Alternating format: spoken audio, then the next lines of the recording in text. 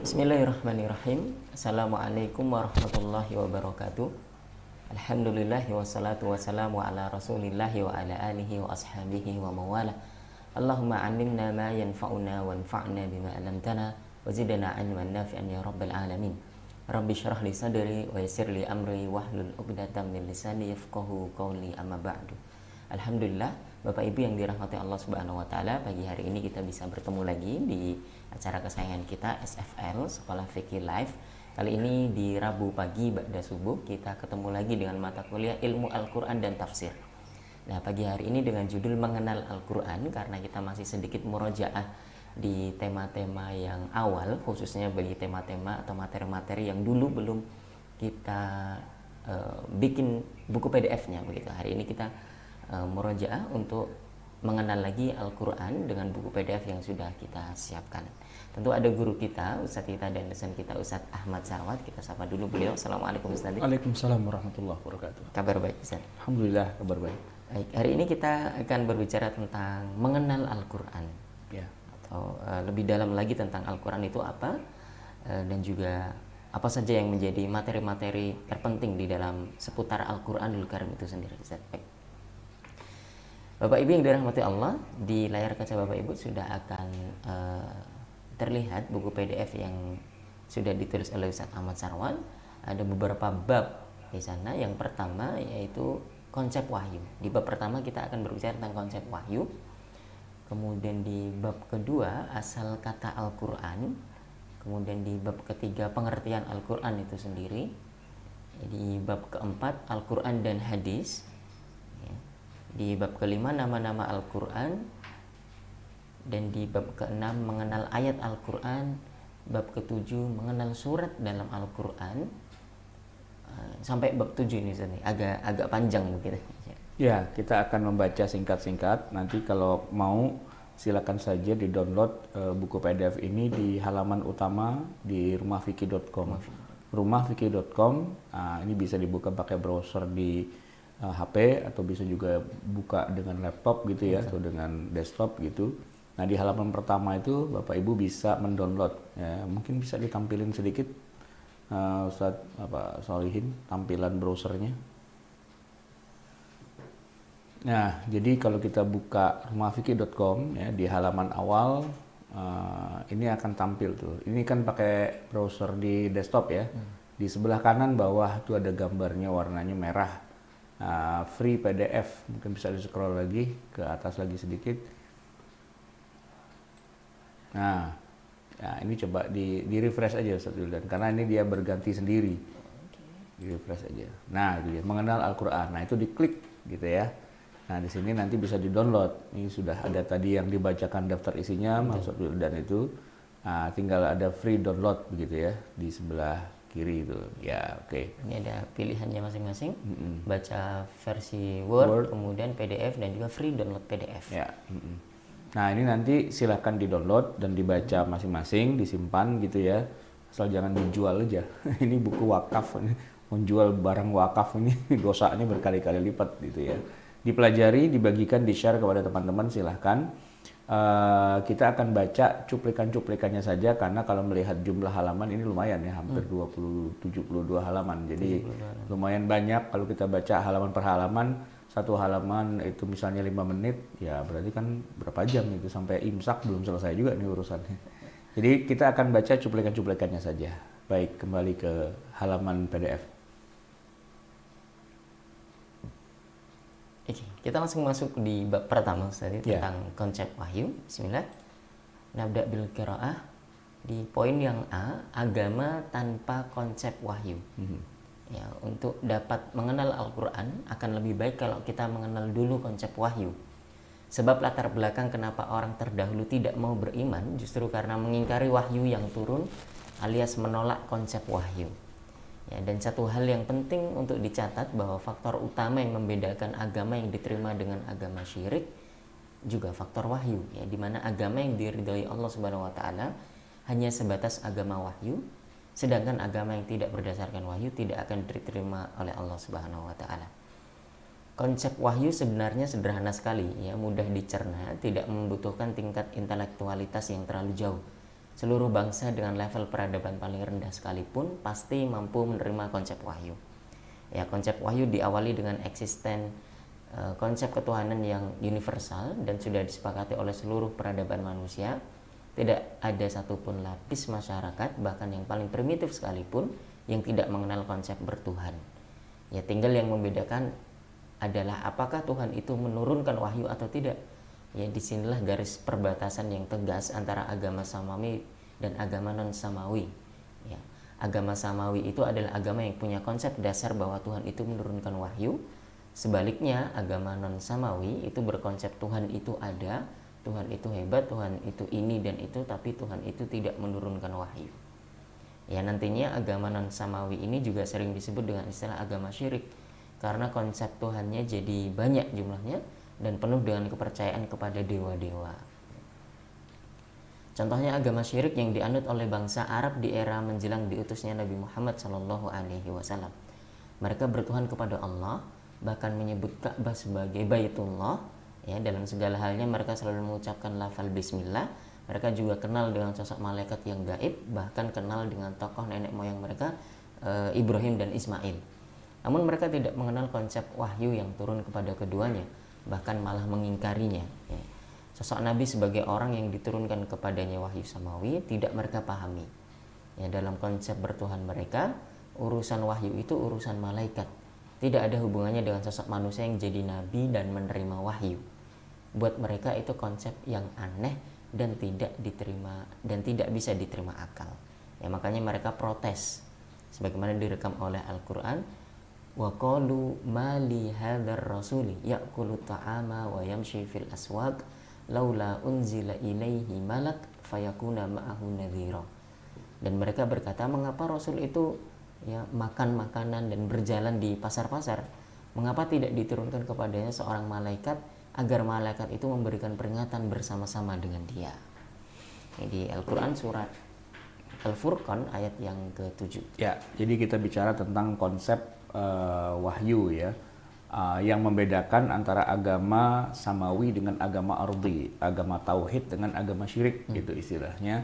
Itu adalah sebenarnya bukan masalah mengenal konsep Tuhan atau tidak. Semua manusia itu tidak ada yang tidak bertuhan. Semua manusia peradaban paling primitif sekalipun itu mengenal konsep Tuhan, apapun bentuk Tuhannya begitu istilahnya. Tapi mereka yang membedakan mereka adalah bahwa ini Tuhannya ini nurunin wahyu apa enggak, itu masalahnya. Ya, menurunkan wahyu atau tidak. Kalau menurunkan wahyu, maka ya ini yang dikatakan sebagai agama samawi atau agama tauhid begitu, yang intinya adalah membedakannya itu gini.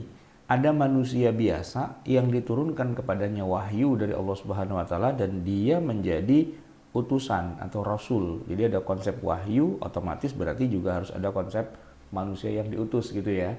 Nah, mohon maaf kalau misalnya kita bandingkan dengan agama yang sifatnya tadi, agama ardi gitu ya. Misalnya para penyembah berhala di masa Rasulullah diutus itu ya. Mereka mengenal Allah, mereka mengenal apa istilahnya, bahkan tokoh Nabi Ibrahim pun mereka kenal. Dan mereka mengatakan Jadduna Ibrahim gitu, nenek moyang kami adalah Ibrahim, itu mereka kenal. Tapi bukan Ibrahim sebagai orang yang diangkat menjadi utusan Allah gitu.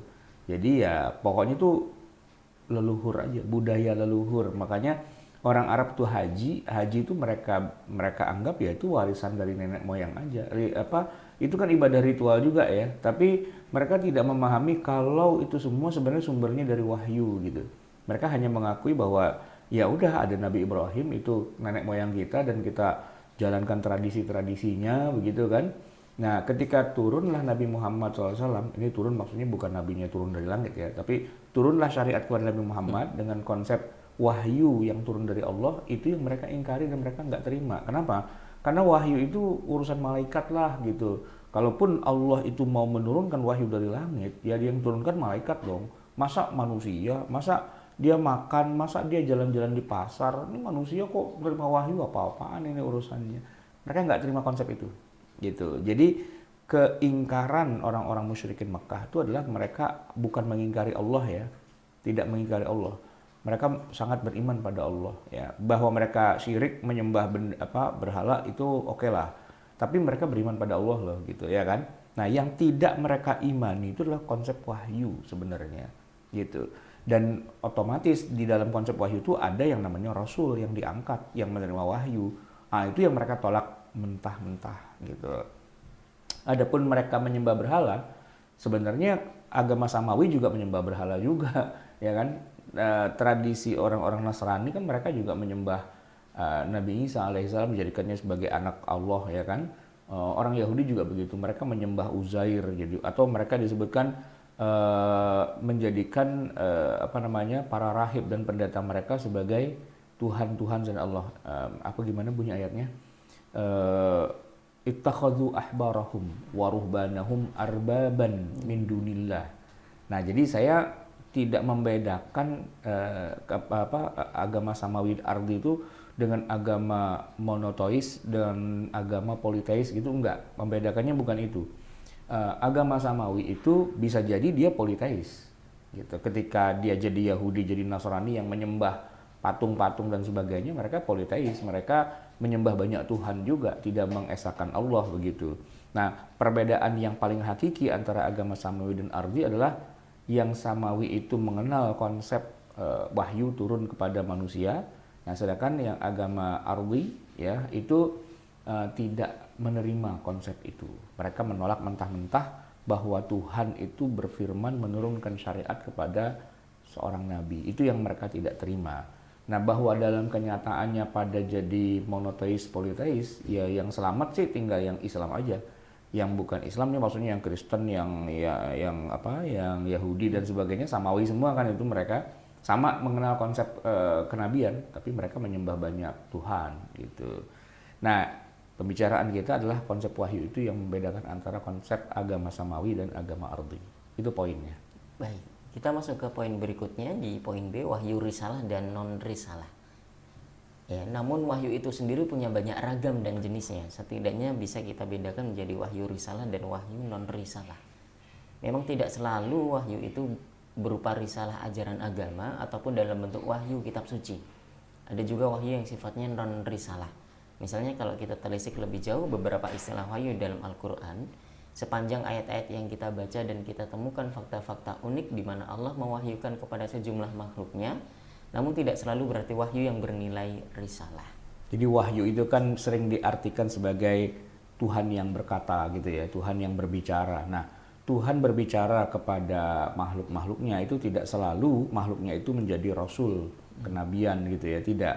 Nah, kita akan lihatkan beberapa contoh ayat ya, ketika misalnya manusia belum lahir di dunia, baru ditiupkan ruhnya, itu pun diajak bicara, ada wahyu di situ, bunyinya wa idz akhadha rabbuka min bani adama min dzurriyyatihim dzurriyyatahum wa asyhadahum ala anfusihim alastu bi rabbikum qalu bala syahidna. Itu kan Allah bertanya ya, bertanya dalam arti hujjah ya. Alastu bi rabbikum, bukankah aku ini Tuhanmu? Maka kita ini semua manusia menjawab qalu bala syahidna, iya kami menjadi saksi. Berarti kan kita dengan Allah itu sudah terjadi dialog sebenarnya, tapi kan kita bukan nabi. Ya, itu bisa dibaca dalam surat Al-A'raf ayat 172. Kemudian juga Allah pernah berbicara juga dengan bukan Nabi Isa, tapi dengan murid-muridnya Nabi Isa. Setidaknya begitulah bunyi teksnya. Wa idz auhaitu ilal hawariyyin. Itu aja saya. Dan ketika aku wahyukan kepada al-hawariyyin. Nah, bayangin, hawariyun itu adalah murid-muridnya Nabi Isa. Allah mewahyukan kepada mereka. Berarti murid Nabi Isa ini nabi atau bukan? Bukan. Ya, kenapa? Karena walaupun disebutnya dengan istilah auhaitu, tapi maksudnya bukan wahyu kenabian. Makanya di dalam terjemahan Kementerian Agama artinya dirubah menjadi ketika aku ilhamkan. Nah, gitu. Karena memang maksudnya walaupun tertulisnya wahyu, tapi maksudnya bukan wahyu kenabian, tapi wahyu keilhaman. Nah, begitu ya. Oke, kita pindah ke ayat berikutnya lagi. Misalnya, ini juga kepada pemuda Ashabul Kahfi. Wa idz i'tazaltumuhum wa ma ya'buduna illallaha fa'wu ilal kahfi. Di situ ada kalimat perintah dari Allah langsung, masuklah, berlindunglah kalian ke dalam gua. Itu kata-kata dari Allah itu. Nah, apakah mereka jadi nabi karena mendapatkan wahyu untuk suruh masuk ke dalam gua? Ternyata tidak, gitu kan? Makanya apabila kamu meninggalkan mereka dan apa yang mereka sembah, maka carilah tempat berlindung dalam gua itu. Nah, di sini juga nggak disebutin bagaimana Allah itu berdialog dengan mereka, ya. Oke, itu dalam surat Al-Kahfi. Kemudian juga kita bisa temukan nanti dalam kisahnya ibunda Nabi Musa alaihissalam ketika beliau melahirkan Nabi Musa yang masih bayi dan mau dibunuh oleh Firaun, ya, dan diselamatkannya dengan cara apa? Dicemplungin di kali, dihanyutkan gitu kan. Nah, ide itu datang dari mana? Il auhayna ila ummika ya ma yuha anqdhifihi fit tabuti faqdhifihi fil yammi. Dan ketika kami ilhamkan, nah itu terjemahannya jadi ilham. Aslinya itu auhayna, kami wahyukan. Tapi kan ya kita sepakat bahwa ibunya Nabi Musa itu bukan nabi, bukan rasul. Makanya wahyu di sini bukan wahyu risalah, tapi wahyu non risalah. Oke. Oke, kita teruskan lagi misalnya ibunda Maryam, ibunda Nabi Isa, begitu juga. Itu malah lebih seru lagi karena ketemu langsung dengan Jibril, ya kan? Coba dibaca. Saya sih lebih senang baca Arabnya, teman. Kalau baca Arabnya pada nggak paham ya, udah baca terjemahnya lah. Dan ceritakanlah kisah Maryam di dalam Al-Quran ketika dia menjauhkan diri dari keluarganya ke suatu tempat di sebelah timur, maka dia mengadakan tabir, bikin hijab gitu ya.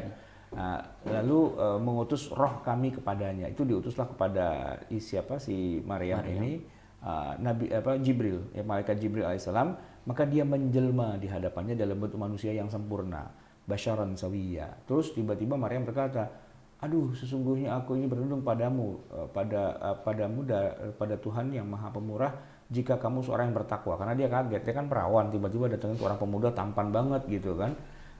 Jibril berkata, sesungguhnya aku ini hanyalah seorang utusan Tuhanmu untuk memberimu seorang anak laki-laki yang suci. Lalu Maryam berjawab lagi, bagaimana akan ada bagiku seorang anak laki-laki sedangkan tidak pernah seorang manusia pun menyentuhku dan aku bukan pezina. Nah, Jibril berkata lagi, demikianlah Tuhanmu berfirman, hal itu adalah mudah bagiku, dan seterusnya. Nah, itu kan terjadi tuh dialog antara Maryam dengan Jibril. Jibril itu kan tugasnya membawa wahyu. Nah, ketika Jibril datang kepada Maryam jadi nabi apa bukan? Bukan, gitu. Artinya di sini ada konsep yang harus kita bedakan antara wahyu kenabian dengan wahyu non kenabian, atau saya menyebutnya wahyu risalah dengan wahyu non risalah, begitu. Dialog Allah kepada malaikat dan iblis juga banyak di dalam Al-Qur'an, ya kan? Ya, ketika peristiwa Nabi Adam lagi mau diangkat menjadi khalifah dan sebagainya kan terjadi dialog antara Allah dengan malaikat dengan iblis dan sebagainya kan. Jadi iblis itu juga banyak dialog sama Allah dan dapat wahyu juga. Apakah iblis itu nabi? Ya, nabi iblis gitu kan nggak ada, ya kan? Malaikat juga begitu, nggak ada. Nabi malaikat itu nggak ada. Jadi wahyu di sini adalah wahyu-wahyu yang sifatnya non risalah. Oke. Kemudian kepada hewan pun Allah juga berdialog, ya. Wa auha rabbuka ilan nahli. Allah mewahyukan kepada lebah. Ya nggak ada, tapi nabi lebah itu kan nggak ada. Ayat suci yang turun kepada lebah itu apa? Nggak. Di situ bukan ayat suci, tapi wahyu dalam arti apa terjemahannya? Ilham juga ya. Ketika nggak diterjemahkan ya. Terjemahkan apa adanya. Ketika Tuhanmu mewahyukan kepada lebah. Ini kalau orang yang nggak paham baca terjemahan Quran bingung nih. Wah, lebah jadi nabi nih, dapat wahyu dia gitu. Sebenarnya kalau bahasa ilmiahnya mungkin insting naluri kehewanan gitu. Ya, naluri kehewanan untuk membuat sarang. Ya, rumah-rumah di bukit atau di pohon-pohon kayu begitu. Nah, itu kan dapat instingnya itu bukan insting yang sifatnya natural gitu ya, tapi kalau bahasa akidahnya ya itu dari Allah. Allah berikan wahyu kepada dia begitu ya, kepada lebah-lebah itu. Bahkan juga kepada alam semesta juga Allah berfirman, "Tsumastawa ila sama'i wa hiya dukhanun faqala laha." Maka Allah berkata kepadanya, walil ardi. Jadi ngomong nih Allah kepada langit dan ngomong kepada bumi. I'tina taw'an aw karhan. Qalata ataina ta'in. Ya, kami datang dengan taat gitu ya. Oke, jadi ya bahkan Allah berbicara kepada air gitu kan. Wa qila ya ardu bla'i ma'aki wa ya sama'u aqli'i wa ghidal ma' wa qudiyal amr. Dan ini peristiwa banjirnya Nabi Nuh ya. Oke. Jadi Allah banyak berbicara sih dengan banyak makhluknya, dan bicaranya Allah pada mereka tuh sering diekspresikan dengan istilah wahyu. Tapi wahyunya wahyu non risalah gitu. Nah, kita ngomongin ini semua sebagai background ya, sebagai istilahnya figur awal gitu. Ketika kita mau ngomongin Al-Quran itu sebagai wahyu. Nah, kita harus tahu dulu wahyu itu ada banyak macamnya. Nah, ada wahyu yang khusus yang namanya Al-Quran itu. Sekarang kita masuk ke Al-Qurannya. Kita awali dengan kajian tentang asar kata, akar kata dari kata Al-Quran. Itu Al-Quran adalah nama, sebagaimana juga nama Allah menyebutkan nama Injil, nama Taurat, nama Zabur, dan nama Quran. Ataukah Quran itu sebenarnya punya akar kata dalam bahasa Arab, asal katanya dari kata apa begitu di sini kita akan bahas. Di bab 2 asal kata Al-Quran ada banyak pendapat yang berbeda-beda tentang asal kata dari lafal Al-Quran. Sebagian berpendapat bahwa lafal Al-Quran itu merupakan bentuk masdar dari fi'il madhi. Ini merupakan kebiasaan orang Arab yang dalam masalah gramatika bahasa Arab selalu mengaitkan nama dan istilah dengan akar katanya. Orang Jawa gitu juga sih. Ya. Gresik itu ya, tahu nggak kota Gresik itu? Itu dicarikan akar katanya sama orang Jawa itu. Makarus Syekh gitu katanya. Tempatnya Syekh. Tapi itu mungkin agak rada gatuk-gatuk ya. Oke, ada yang mengatakan dari kata dasar ya, itu masdar fi'il madhi gitu ya. Nah, teman ketika mereka kelompok yang mengatakan ini ada kata dasarnya apa itu enggak sama ya. Ada yang mengatakan kata dasarnya dari Qur'anan itu artinya bacaan. Mungkin bisa di-scroll ke bawah. Baik. Itu pendapat yang pertama dulu. Ini kita highlight dua pendapat besar dulu. Namun sebagian ulama ada yang berpendapat bahwa lafal Al-Quran itu adalah nama asli dan bukan bentukan dari kata lain. Ya maksudnya tidak punya akar kata ya. Sudah Quran dari Quran gitu loh. Iya, tidak ada kata dasarnya gitu. Oke, yang pertama tadi ada kata dasarnya dan mereka terpecah lagi. Yang nomor satu ada yang mengatakan itu sumber katanya dari qara'u yang artinya membaca. Qur'anan artinya bacaan, tapi itu ditentang oleh Imam Syafi'i misalnya. Oh berarti segala yang dibaca berarti Quran dong, gitu. Nah, makanya beliau tidak setuju ya. Nah, kemudian ada juga yang mengatakan bahwa sumbernya adalah maknanya dari kata gabungan al-qar'u, itu artinya adalah al-jam'u. Jadi bukan qara'a yaqra'u Qur'anan tapi al-qar'u. Dari kata al-qar'u yang maknanya al-jam'u. Karena kan memang Al-Quran itu kan menggabungkan semua kitab suci. Kalau dibandingkan bobotnya Al-Quran itu melebihi semua bobot kitab suci yang lain, sehingga seolah-olah kalau kitab suci yang lain semua digabungkan jadi satu, itu seimbangnya dengan Quran gitu. Itu kata siapa? Kata Az-Zajjaj ya, mengatakan bahwa secara akar kata bahwa Al-Quran itu bermakna gabungan karena pada akhirnya merupakan gabungan dari kitab samawi sebelumnya. Kemudian juga ada lagi Al-Qara'in ya, dari kata qara'a yaqra'u, tapi bentuk kata dasarnya adalah qara'in atau jadi qarinah. Artinya pembanding, karena tiap ayat Al-Quran dengan ayat yang lainnya itu sebanding begitu ya. Kemudian ada juga dari corona. Corona. Ini jadi seru ya. Al-Asy'ari ya berpendapat agak mirip dengan Al-Farra di atas, mengatakan bahwa lafaz Al-Quran itu merupakan bentukan kata dasar dari corona. Tapi nggak pakai 19. Yang artinya juga membandingkan atau menggabungkan ya, sebagaimana kalimat qarana syai' bisyai' gitu, maknanya menggabungkan sesuatu dengan yang lain. Hanya saja berbeda dengan Az-Zajjaj di atas, bahwa makna yang digabungkan di sini maksudnya adalah Al-Quran itu gabungan dari banyak ayat dan surat. Kalau yang tadi kan gabungan dari banyak kitab suci sebelumnya gitu ya. Tapi itu mereka gitu ya. Nah, sedangkan dalam hal ini Al-Imam Syafi'i rahimahullah termasuk orang yang tidak menerima konsep bahwa Al-Quran itu ada asal katanya, tapi merupakan sebuah lafaz yang terbentuk tanpa kata dasar. Jadi langsung memang namanya adalah Al-Quran gitu. Ya, jadi menurut beliau kata Al-Quran adalah, coba di scroll ke bawah, adalah asli yang Allah sematkan sebagaimana lafaz At-Taurah, Al-Injil, di mana keduanya tidak terbentuk dari kata dasar. Kan Injil itu kan nggak ada fi'il madinya. Apa coba fi'il madinya Injil? Anjala yunjilu kan nggak. Tauratayu tauritu kan nggak juga gitu kan. Nah makanya Al-Quran itu nggak ada kata dasarnya. Ini kalau konsep dari Al-Imam Syafi'i, dan banyak juga yang mendukung bahwa Al-Quran ya udah begitu. Itu udah ikon gitu loh. Udah nggak usah diutak-utak dicari lagi akar katanya itu apa gitu. Oke. Itu tentang pengertian secara bahasa ya. Sekarang kita bicara pengertian Al-Quran secara definitif gitu ya. Ada banyak ulama yang membuat definisi tentang Al-Quran. Salah satu yang paling populer yang dijelaskan oleh Dr. Mana Al-Qattan dalam kitabnya Mabahith fi Ulumil Quran, yaitu Kaulamullahi al-munazzal ala Muhammadin sallallahu alaihi wasallam al-muta'abbidu bi tilawatih. Ya. Perkataan Allah ya yang turun kepada Nabi Muhammad SAW, di mana membacanya menjadi ritual ibadah gitu ya. Namun perlu diketahui bahwa definisi ini bukan satu-satunya definisi tentang Al-Quran. Kita menemukan banyak ulama yang membuat definisi yang lebih lengkap lagi.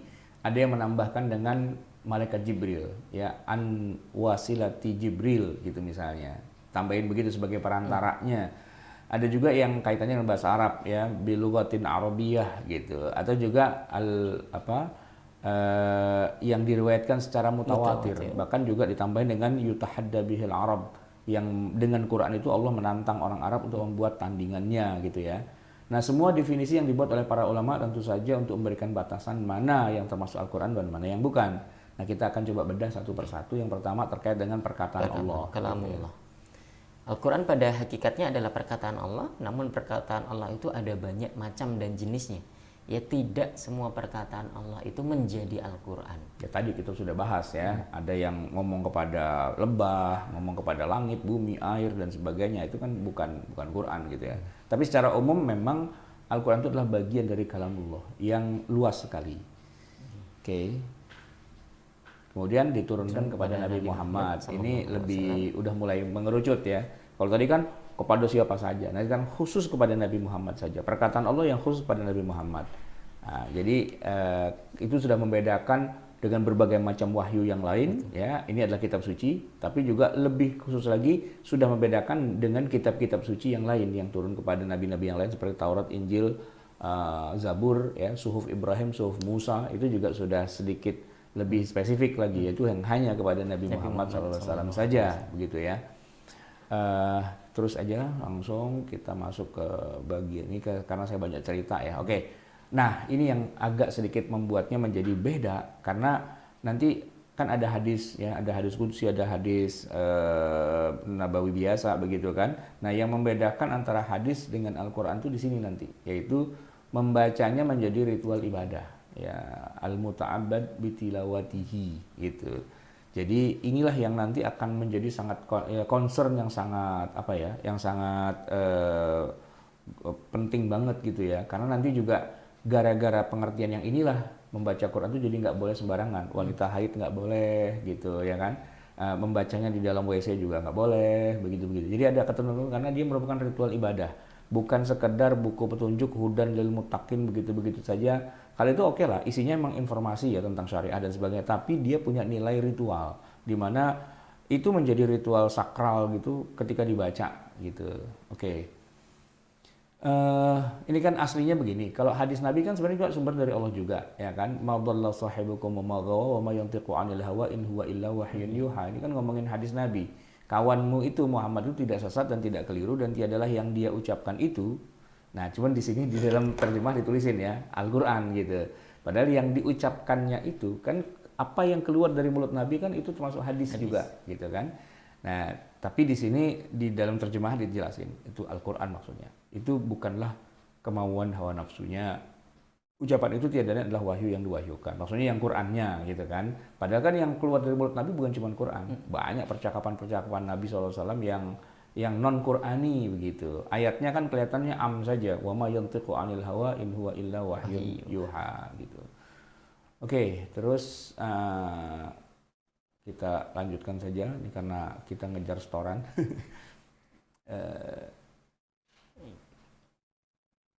Nah, ini tambahan. Ini ya. poin tambahan. Ya, tidak masuk di definisinya Dr. Manak Cotton. Ya, saya kira kalau yang 3 tadi kan kita udah banyak tahu lah ya. Nah, sekarang kita agak masuk ke wilayah-wilayah yang tambahan-tambahan ini. Oke. Diriwayatkan dengan tawatur ya. Poin keempat dari definisi Al-Quran adalah bahwa seluruh Al-Quran itu diriwayatkan dengan sanad yang mutawatir. Yang dimaksud dengan mutawatir adalah bahwa jumlah perawi itu sangat banyak dan tersebar luas di mana-mana sehingga mustahil mereka itu kompak sepakat untuk berdusta. Imam As-Suyuti menyebutkan minimal riwayat yang mutawatir itu adalah 10 perawi dalam setiap tabaqat atau level. Ya, poin ini berfungsi membedakan Al-Quran dengan hadis, baik hadis itu merupakan hadis nabawi maupun hadis qudsi. Sebuah hadis itu kadang ada yang diriwayatkan secara mutawatir, tetapi kebanyakannya itu bersifat ahad.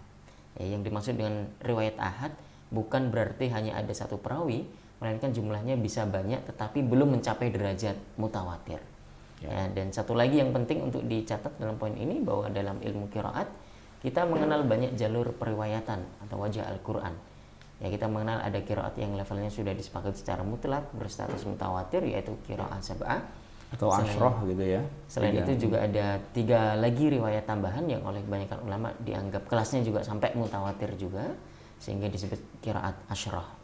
Namun riwayat-riwayat yang lain ada yang jalurnya tidak sampai mutawatir alias ahad. yang riwayatnya ahad ini masih bermacam-macam jenisnya, ada yang sahih, tapi ada yang dhaif, yang lemah gitu ya. Atau kalau dalam ilmu Al-Quran itu lebih lazim disebut dengan istilah qiraah syadzah. Ya, di antara contoh riwayatnya adalah ini yang dalam apa namanya, yang bertentangan dengan Rasam Utsmani. Itu pasti nggak ada dalam Rasam Utsmaninya. Misalnya hafidhu 'alas shalawati was shalatil wusta, shalatul 'asr gitu. Itu riwayat syadzah itu dari Ibnu Mas'ud. فَمَنْ لَمْ يَجِدْ فَصِيَامُ ثَلَاثَةِ أَيَّامٍ مُتَتَابِعَاتٍ. Nah, mutatabi'atnya itu riwayat syadzah. وَكَانَ وَرَاءَهُمْ مَلِكٌ يَأْخُذُ كُلَّ سَفِينَةٍ صَالِحَةٍ غَصْبًا. Ada tambah solihahnya gitu ya. Nah, itu bukan Quran. Gitu. Itu bukan Quran. Itu riwayat yang syadzah, maka tidak bisa dibaca di dalam sholat. Tidak boleh. Harus kita kalau sholat itu hanya boleh baca riwayat yang mutawatir, karena Quran itu yang syadzah itu tidak termasuk di dalam Al-Quran. Tapi, nah ini menarik, ibu kita, Ibu Romlah Widiawati, salah satu dosen yang senior juga di Institut Ilmu Al-Quran, disertasinya itu tentang itu, Ustaz Wildan. Qiraah syadzah sebagai sumber hukum Islam. Qiraah syadzah itu adalah yang tadi itu, yang mutatabiat, yang apalagi tadi itu sholatul asri gitu kan, itu syadzah itu. Nggak ada di mushaf versi manapun, dari 10 versi mushaf atau qiraah asyrah itu nggak masuk di situ. Nah itu kalau dibaca sebagai ayat Al-Quran itu nggak boleh. Kalau misalnya kita bacanya dalam sholat gitu ya, itu nggak boleh gitu loh. Nah tetapi sebagai sumber hukum Islam malah boleh. Gimana itu penjelasannya? Ini judul disertasinya asik nih, qiraah syadzah sebagai salah satu sumber hukum Islam.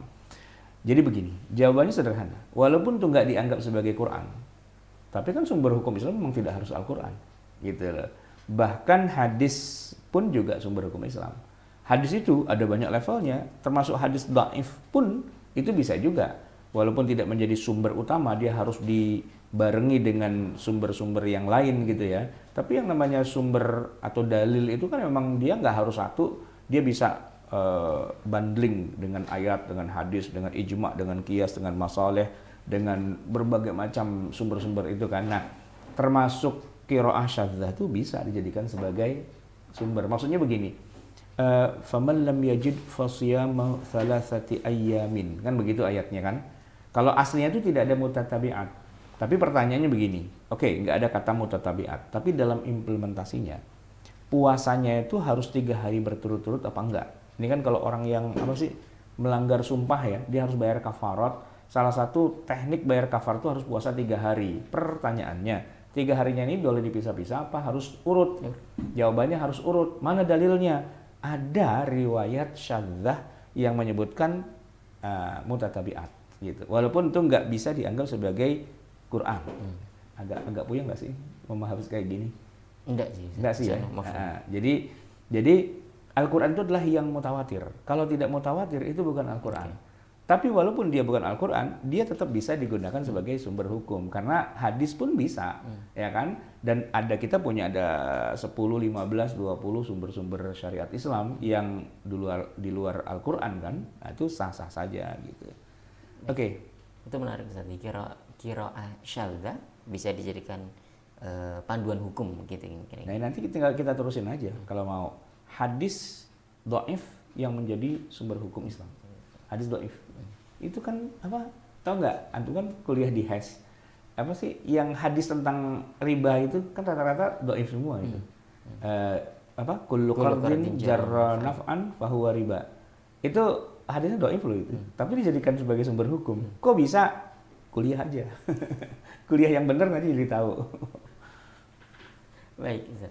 Itu mutawatir tadi menjadi poin penting karena Al-Quran itu pasti mutawatir begitu. Tapi kalau hadis ada yang mutawatir, justru mayoritasnya itu ahad saja. Ahad itu adalah tidak sampai derajat mutawatir. Gitu. Jadi kalau saya buat gambaran secara umum lah gitu ya, yang mutawatir itu paling-paling 2, 3, 4, 5% aja. Sisanya yang 95% itu rata-rata tidak ada yang sampai derajat mutawatir.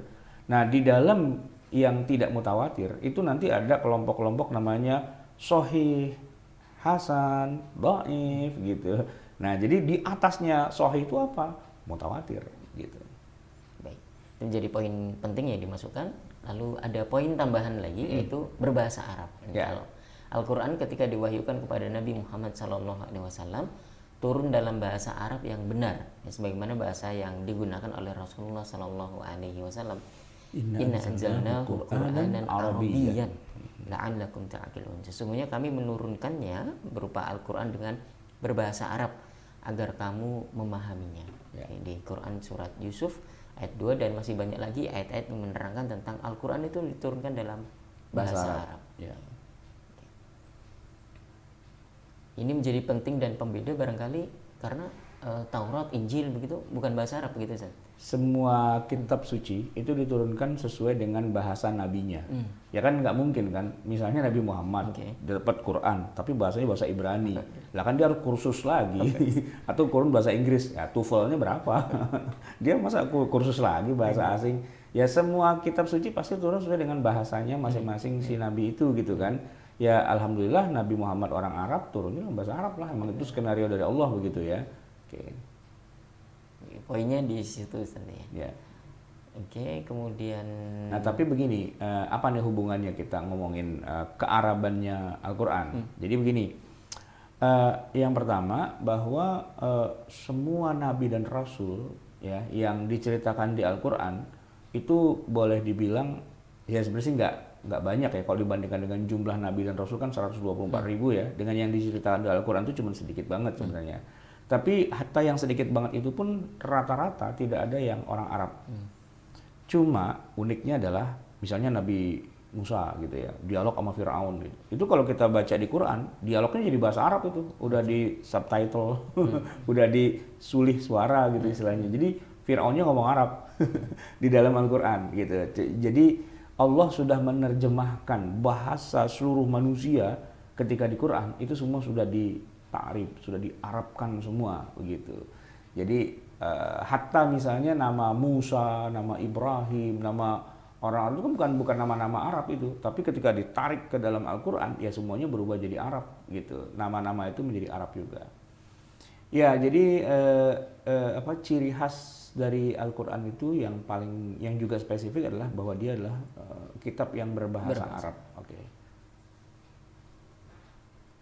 Kemudian lanjut lagi, nah, ini poin tambahannya juga ya, turunannya karena dia berbahasa Arab. Terus apa sih istimewanya kok sampai Arabnya segitunya gitu? Apakah kita sok anti non Arab gitu? Bukan, kita tidak rasialis dan sebagainya, tapi begini, hikmah dibalik dari kenapa Allah menurunkan itu dalam bahasa Arab karena memang Nabi Muhammadnya orang Arab yang pertama, yang kedua musuh-musuh terbesarnya juga orang Arab yang malah menentang dan tidak mau menerima Al-Qur'anul Karim itu sendiri kan.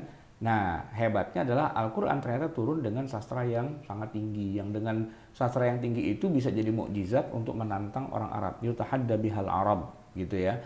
Nah, jadi bisa nggak kalian orang Arab yang pada sotoy, yang pada sok jadi pujangga dan sebagainya, kalau emang kalian bisa, ya silakan aja.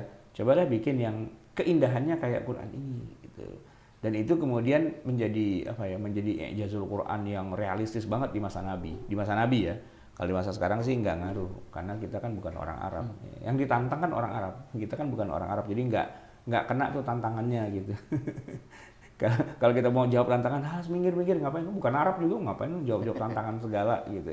Yang ditantang tuh orang Arab ya, konteksnya adalah di masa Nabi ya. Orang-orang yang sangat benci pada Islam, benci pada Al-Quran. Tapi mereka nggak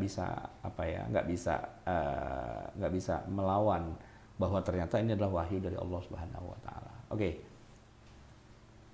Baik, itu poin-poin yang menjadi definisi dari Al-Quran itu sendiri. Sekarang kita bicara tentang Al-Quran dan hadis ya, di bab sedikit yang lebih tekankan lagi keempat. Perbedaannya ya. Tadi kan diawali dengan ayat Al-Quran ya, wa ma yantiqu 'anil hawa in huwa illa wahyun yuha. Dialah tiadalah diucapkannya itu dalam Al-Quran merupakan menurut kemauan hawa nafsunya, ucapannya itu tidak lain adalah wahyu yang diwahyukan kepadanya. Nah, jadi apa nih yang membedakan antara Al-Quran dengan hadis gitu ya. Nah, hadis terkait dengan perkataan, perbuatan dan takrir Nabi ya. Jadi memang benar ya, hadis itu apa sih? Ya, hadis itu adalah segala yang nisbahkan kepada Rasulullah, baik itu perkataannya, perbuatannya, bahkan sifat takrirnya. Nah, sedangkan Al-Quran itu adalah kalamullah atau perkataan Allah yang bisa saja dalam konteks ini ya itu masuk di dalam hadis Nabi gitu loh. Karena kan apapun yang Nabi omongkan itu kan hadis. Nah, ketika Nabi ngomongnya Al-Quran, ya berarti kan di situ ya Quran itu jadi kayak bagian dari hadis Nabi juga gitu kan. Dan ketika diriwayatkan kepada kita dan sebagainya lewat jalur periwayatan, ya itu kira-kira mirip kayak hadis juga. Jadi memang dia kayak berhimpitan begitu ya. Tapi yang jelas kalau Quran itu aslinya adalah kalamullah, walaupun di relay istilahnya, disiarkan ulang oleh Rasulullah SAW gitu. Sedangkan kalau hadis kan bukan kalamullah gitu ya. Yang kedua tadi itu hadis tidak selalu mutawatir. Ya kalau Quran udah pasti mutawatir. Kemudian nah nomor 3, hadis itu tidak jadi ritual ibadah. Maka kalau kita istilahnya mau zikir gitu habis sholat, zikir apa ya? Lalu kita baca hadis, innamal a'malu binniyat, innamal a'malu binniyat, innamal a'malu sampai 100 kali. Itu nggak jadi pahala gitu ya. Kenapa? Karena hadis itu tidak menjadi zikir gitu. Walaupun di dalam hadis itu ada juga lafaz zikir gitu. Misalnya subhanallah walhamdulillah wala ilaha illallah wallahu akbar. Itu memang lafaz zikir, tapi tidak semua hadis itu adalah lafaz zikir gitu kan. Nah, jadi kalau hadis saja itu tidak menjadi ritual ibadah gitu. Kita baca Sahih Bukhari gitu dari awal sampai akhir selama satu malam gitu, malam Jumat iktikaf sambil baca Sahih Bukhari, nggak tahu artinya pokoknya baca aja, itu nggak menjadi ibadah ritual gitu ya. Tapi kalaupun nanti ada dapat ilmu dan sebagainya dari situ ya ibadahnya non ritual, ibadahnya ya karena keilmuannya itu. Kalau Quran kan nggak, kita baca ayat yang kita nggak paham sama sekali gitu, kita baca gitu, ada orang nggak ngerti apa sih arti kul huwallahu ahad, tapi dibaca aja 1000 kali kul huwallahu gitu sampai 1000 kali dapat pahala dia, walaupun nggak tahu isinya apa. Itu yang dikatakan muta'abbad bitilawatihi. Kemudian hadis juga tidak menantang orang Arab. Ya. Secara Walaupun Rasulullah sendiri jawami'ul kalim ya, jadi beliau bahasanya sangat tinggi, tapi ya tingginya itu masih nyandak lah. Orang-orang Arab tuh masih nyandak gitu. Maksudnya kalimat-kalimat para pujangga Arab, para penyair Arab itu juga bagus-bagus gitu. Agak-agak sedikit ya selevel dah dengan Nabi Muhammad SAW sebagai orang Arab juga gitu kan. Tapi kalau udah ngomongin Quran, baru mereka plek-plek udah nggak nyampe karena ketinggian. Tapi kalau masih bahasanya Nabi Muhammad, indah gitu. Bahkan Nabi juga bilang tuh, ana afsahul Arab. Saya adalah orang Arab yang paling fasih. Fasih di sini maksudnya bukan fasih bahasa Indonesia ya. Kalau fasih bahasa Indonesia kan huruf zal, huruf zai, huruf dha gitu harus benar, itu fasih gitu kan. Tapi kalau orang Arab kan nggak ngomongin fasih dalam arti begitu, bahasanya dia. Fasih itu maksudnya kalau ngomong tuh udah gimana ya, indah banget lah gitu. Ada rimanya, ada ya pokoknya bahasanya pujangga enak lah gitu istilahnya. Kan tahu ya, ada antum kalau baca buku yang ditulis oleh seorang sastrawan, oleh seorang pujangga gitu, dengan buku yang ditulis oleh mahasiswa yang lagi diuber-uber tesis, itu beda gitu. Itu kalau yang diuber-uber tesis tuh bacanya ini apaan sih, nggak paham, memang dia nggak paham juga gitu kan.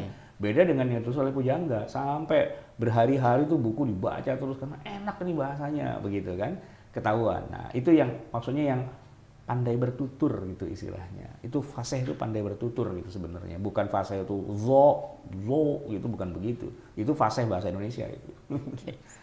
Itu poin yang pertama. Nampaknya mudah membedakan antara Al-Quran dan hadis Nabi. Yang menjadi agak susah itu yang poin kedua ini, yaitu bagaimana membedakan Al-Quran dan hadis qudsi. Karena isinya adalah perkataan Allah. Redaksinya itu dari Allah begitu. Ya. Sedangkan diskusi sebenarnya bukan termasuk Al-Quran tetapi termasuk hadis. Hanya saja yang membedakannya dengan hadis Nabawi atau hadis pada umumnya, matannya berupa firman Allah Subhanahu wa taala yang diriwayatkan oleh Rasulullah sallallahu alaihi wasallam. Tetapi memang bukan bagian dari Al-Quran. Ya, dia di luar Al-Quran. Dan karena di luar Al-Quran, maka segala kriteria di luar Al-Quran tidak berlaku. Hadis qudsi tidak menjadi ibadah kalau dibaca. Dan secara periwayatannya tidak selalu mutawatir, kebanyakannya berstatus ahad, bahkan banyak yang dhaif juga gitu. Ana inda dhanni abdi bi. Itu adalah firman Allah, itu perkataan Allah. Tapi itu bukan Quran, itu hadis. Nah, jadi hadis qudsi adalah firman Allah yang tidak masuk dalam Al-Quran, maksudnya hanya dalam hadis. Ana inda dhanni abdi bi. Aku berada pada posisi sebagaimana hambaku mengira aku atau bersuuzon atau berhusnuzon pada aku. Kalau hambaku berhusnuzon, ya memang aku adalah seperti yang dia bayangkan gitu ya. Jadi sama Allah curigaan mulu gitu kan. Ya udah, akhirnya ya dicurigai mulu sama Allah gitu. Nah, tapi kalau sama Allah tuh kok husnuzon aja, pasti Allah nolong, pasti Allah baik. Ternyata emang beneran jatuhnya gitu kan. Nah, itu kalimat itu ana inda dhanni abdi bi itu tidak ada di Quran. Tapi itu firman Allah. Terus adanya di mana? Di dalam hadis. Hadis apa? Ya itulah hadis qudsi gitu. Nah, tapi sebagaimana dia adalah hadis qudsi, belum tentu mutawatir gitu kan, tidak menantang orang Arab gitu, dan tadi ya pokoknya ciri-ciri yang dia nggak punya ciri-ciri yang harusnya ada di dalam Al-Quran. Oke. Tidak juga menjadi ritual ibadah gitu ya. Dalam sholat bacanya hadis qudsi gitu. Nggak boleh kan. Iya. Baik, kita masuk bab berikutnya Ustaz. Ya. Ya, di bab yang kelima yaitu nama-nama Al-Qur'anul Karim. Ya. Ya, Al-Qur'an bukan banyak nama dan penyebutan. Nah, enggak, ini kalimatnya agak Al-Quran memiliki banyak nama dan penyebutan sebagaimana tertuang di dalam Al-Quran sendiri. Gitu. Apa sih manfaatnya? Al-Quran kok ada banyak namanya, itu apa sih makna atau istilahnya manfaat gitu kan?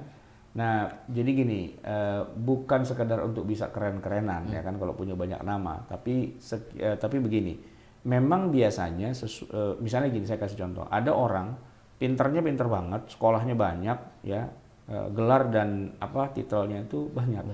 Ya dokter Andes juga, ya MA juga, ya LC juga, ya apa juga, kan jadi banyak gitu kan. Jadi nanti orang mengenalnya sebagai ahli dalam banyak bidang gitu. Nah, Quran tuh begitu juga. Quran tuh banyak punya nama ya sesuai dengan spesifikasi dari nama itu. Ya, karena makin banyak namanya ya makin istimewa lah dia sebenarnya gitu kan. Nah, jadi yang jelas semakin banyak nama yang disandang itu ibarat ilmuwan yang punya sederet gelar kesarjanaan. Artinya semakin banyak pengakuan dari berbagai disiplin ilmu tentang kapasitas keilmuannya, begitu kan? Nah, ketika Quran punya banyak nama, ya seperti itulah ibaratkannya dia seorang ilmuwan, itu ilmuwan dalam segala bidang gitu akhirnya gitu. Nah, Quran begitu juga. Oke, ada berapa sih sebenarnya jumlah nama Al-Quran gitu ya? Jumlah nama Al-Quran sebenarnya cukup banyak dan para ulama pun berbeda pendapat tentang berapa jumlah pastinya. Namun yang pasti kalaupun mereka berbeda pendapat, semuanya merujuk pada ayat Al-Quran itu sendiri. Ya, ada Al-Imam Al-Fakhrur Razi menyebut dalam Mafatihul Ghaib itu ada 30 nama untuk Al-Quran. Dan yang pertama adalah Alkitab. Ya, gitu. 32 ya. 32 nama. Oke. Zarkashi menyebutkan ada 55 nama. Ya, bahkan Al-Harali itu menyebutkan lebih dari 90-an nama. Nah, sebagian ulama membedakan antara nama Al-Quran dengan sifat Al-Quran. Jadi, nama dan sifat. Misalnya ada nama orang misalnya si Bejo gitu, si tukang ngebut. Nah, tukang ngebut itu adalah sifatnya gitu kan. Si gugup gitu misalnya, orang yang suka gugup gitu kan. Atau si bengong, yang bengong mulu gitu. Atau ada dulu pelawak namanya ngantuk gitu, karena matanya itu kayak orang ngantuk gitu. Herman ngantuk apa gitu ya. Nah, ngantuk itu adalah sebutan sifatnya gitu kan, untuk membedakan dia dengan yang lain. Nah, ada nama, ada sifat gitu. Sehingga nanti kok beda-beda ya jumlah nama Al-Quran, ya ada yang bilang itu sifatnya, itu bukan namanya gitu. Makanya menjadi angkanya tadi beda-beda ya. Nah, kita akan cantumkan di sini sebagian dari nama Al-Quran. Yang paling utama adalah Alkitab memang ya. Kitabullah. Kitab di sini, nah Ustaz Wildan, saya ingin kasih catatan. Kitab itu kalau dalam bahasa Arab artinya buku. Tapi sebenarnya kitab yang dimaksud di sini bukan buku. Ya. Aslinya gitu ya. Cuma ya seringkali diterjemahkan menjadi buku. Padahal kitab itulah bisa lebih kepada ketentuan gitu. Jadi undang-undang lah gitu. Kitabnya yang sudah termaktub dalam undang-undang. Jadi Dzalikal kitabu la raiba fihi hudal muttaqin itu artinya bukan buku ini tidak ada keraguan padanya, bukan, tapi kitab ini. Lah, kitab itu maksudnya apa? Kitab itu maksudnya ketentuan-ketentuan Allah ini gitu. Oke. Itu nama pertama. Ya, yang pertama. Kitab. Kita langsung ke yang kedua aja. Ini panjang juga. Banyak juga banyak ayat yang menyebutkan nama kitab begitu ya. Kemudian Al-Furqan itu di Quran surat Al-Furqan ayat 1, Tabarakalladzi nazzalal furqana ala abdihi liyakuna lil alamina nadhira. Maksudnya Allah yang telah menurunkan Al-Furqan kepada hambanya agar dia menjadi pemberi peringatan kepada seluruh alam. Ya, apa sih artinya Al-Furqan? Paling tidak ada 3 ya. Ada 3 makna yang berbeda. Pertama, yang paling banyak dijelaskan para ulama bahwa Al-Furqan itu menjadi pembeda. Ya, para mufassir menyebutkan bahwa Al-Quran itu membedakan antara yang hak dengan yang batil. Jadi al-fasil bainal haqqi wal batil itu makna pertama. Yang kedua, ada juga yang mengatakan bahwa Furqan ini maknanya bukan pembeda melainkan pemecahan. Ya, maksudnya tidak diturunkan sekaligus tapi dipecah-pecah dalam proses penurunan. Farraqa fin nuzul, ya Al-Furqan itu yang terpecah-pecah karena turunnya tidak sekaligus segedubrak tapi ya sedikit-sedikit, maka dipecah-pecah gitu kan. Terus ada lagi Al-Furqan dimaknai sebagai keselamatan. Sebagaimana dikatakan Ikrimah dan As-Suddi, hal itu karena Allah Subhanahu wa taala menciptakan makhluk dalam keadaan gelap, lalu dengan Al-Qur'an orang bisa selamat. Nah, para mufassir mengaitkan makna keselamatan dengan ayat berikut. Wa idz ataina Musal kitaba wal furqana la'allakum tahtadun. Nah, Furqan di sini bukan pembeda artinya, tapi adalah penerang gitu ya. Penyelamat. Oke, ya. Oke, kemudian yang ketiga juga yang paling sering disebut juga adzikr ya, adzikr. Inna nahnu nazzalna dzikra wa inna lahu lahafizun. Kayaknya ayat udah jadi hafalan kita lah ya. Nah, setidaknya ada 3 makna juga nih kata zikir. Pertama, bermakna mengingat atau menyebut seperti istilah zikrullah ya, berzikir pada Allah. Alam ya'nil ladzina amanu an takhsha'a qulubuhum li dzikrillah. Itu menyebut Allah lah begitu ya, mengingat. Yang kedua, zikir itu bisa berarti peringatan ya, seperti wa dzakir fa inna dzikra tanfa'ul mu'minin. Itu artinya bukan banyak-banyakin zikir sama Allah, bukan. Wa dzakir, berilah peringatan. Fa inna dzikra, karena sehingga peringatan itu bermanfaat bagi yang beriman. Nah, yang ketiga, zikir itu bisa bermakna pelajaran. Wa innahu latadzkiratun lil muttaqin, bahwa itu adalah Al-Qur'an itu adalah pelajaran. Zikir itu artinya pelajaran. Udah ngapain lagi ngapalin, ini lagi zikir gitu. Itu pelajaran gitu ya. Oke, tadi sudah ya. Ada Alkitab, Al-Furqan, Az-Zikr, yang keempat Al-Mau'izah. Ini di Quran surat Yunus ayat 57, ya ayuhan nasu qad ja'atkum mau'izatum mir rabbikum. Ya mau'izatum mir rabbikum. Kita melanjutkan mau'izah hasanah. Mau'izah hasanah. Hai manusia, semuanya telah datang kepadamu pelajaran dari Tuhanmu. Ini pelajaran juga ya, mau'izah ya. Iya, nasihat lah gitu ya. Nasihat perkawinan, mau'izah hasanah perkawinan. Kemudian ada udah pernah ceramah itu mau'izah hasanah perkawinan belum ya? Nggak apa-apa, kalau diundang ceramah aja. Kalau ditanyain belum kawin dan nasihat orang ya kita ceramah kematian belum pernah mati. Yang kelima syifa.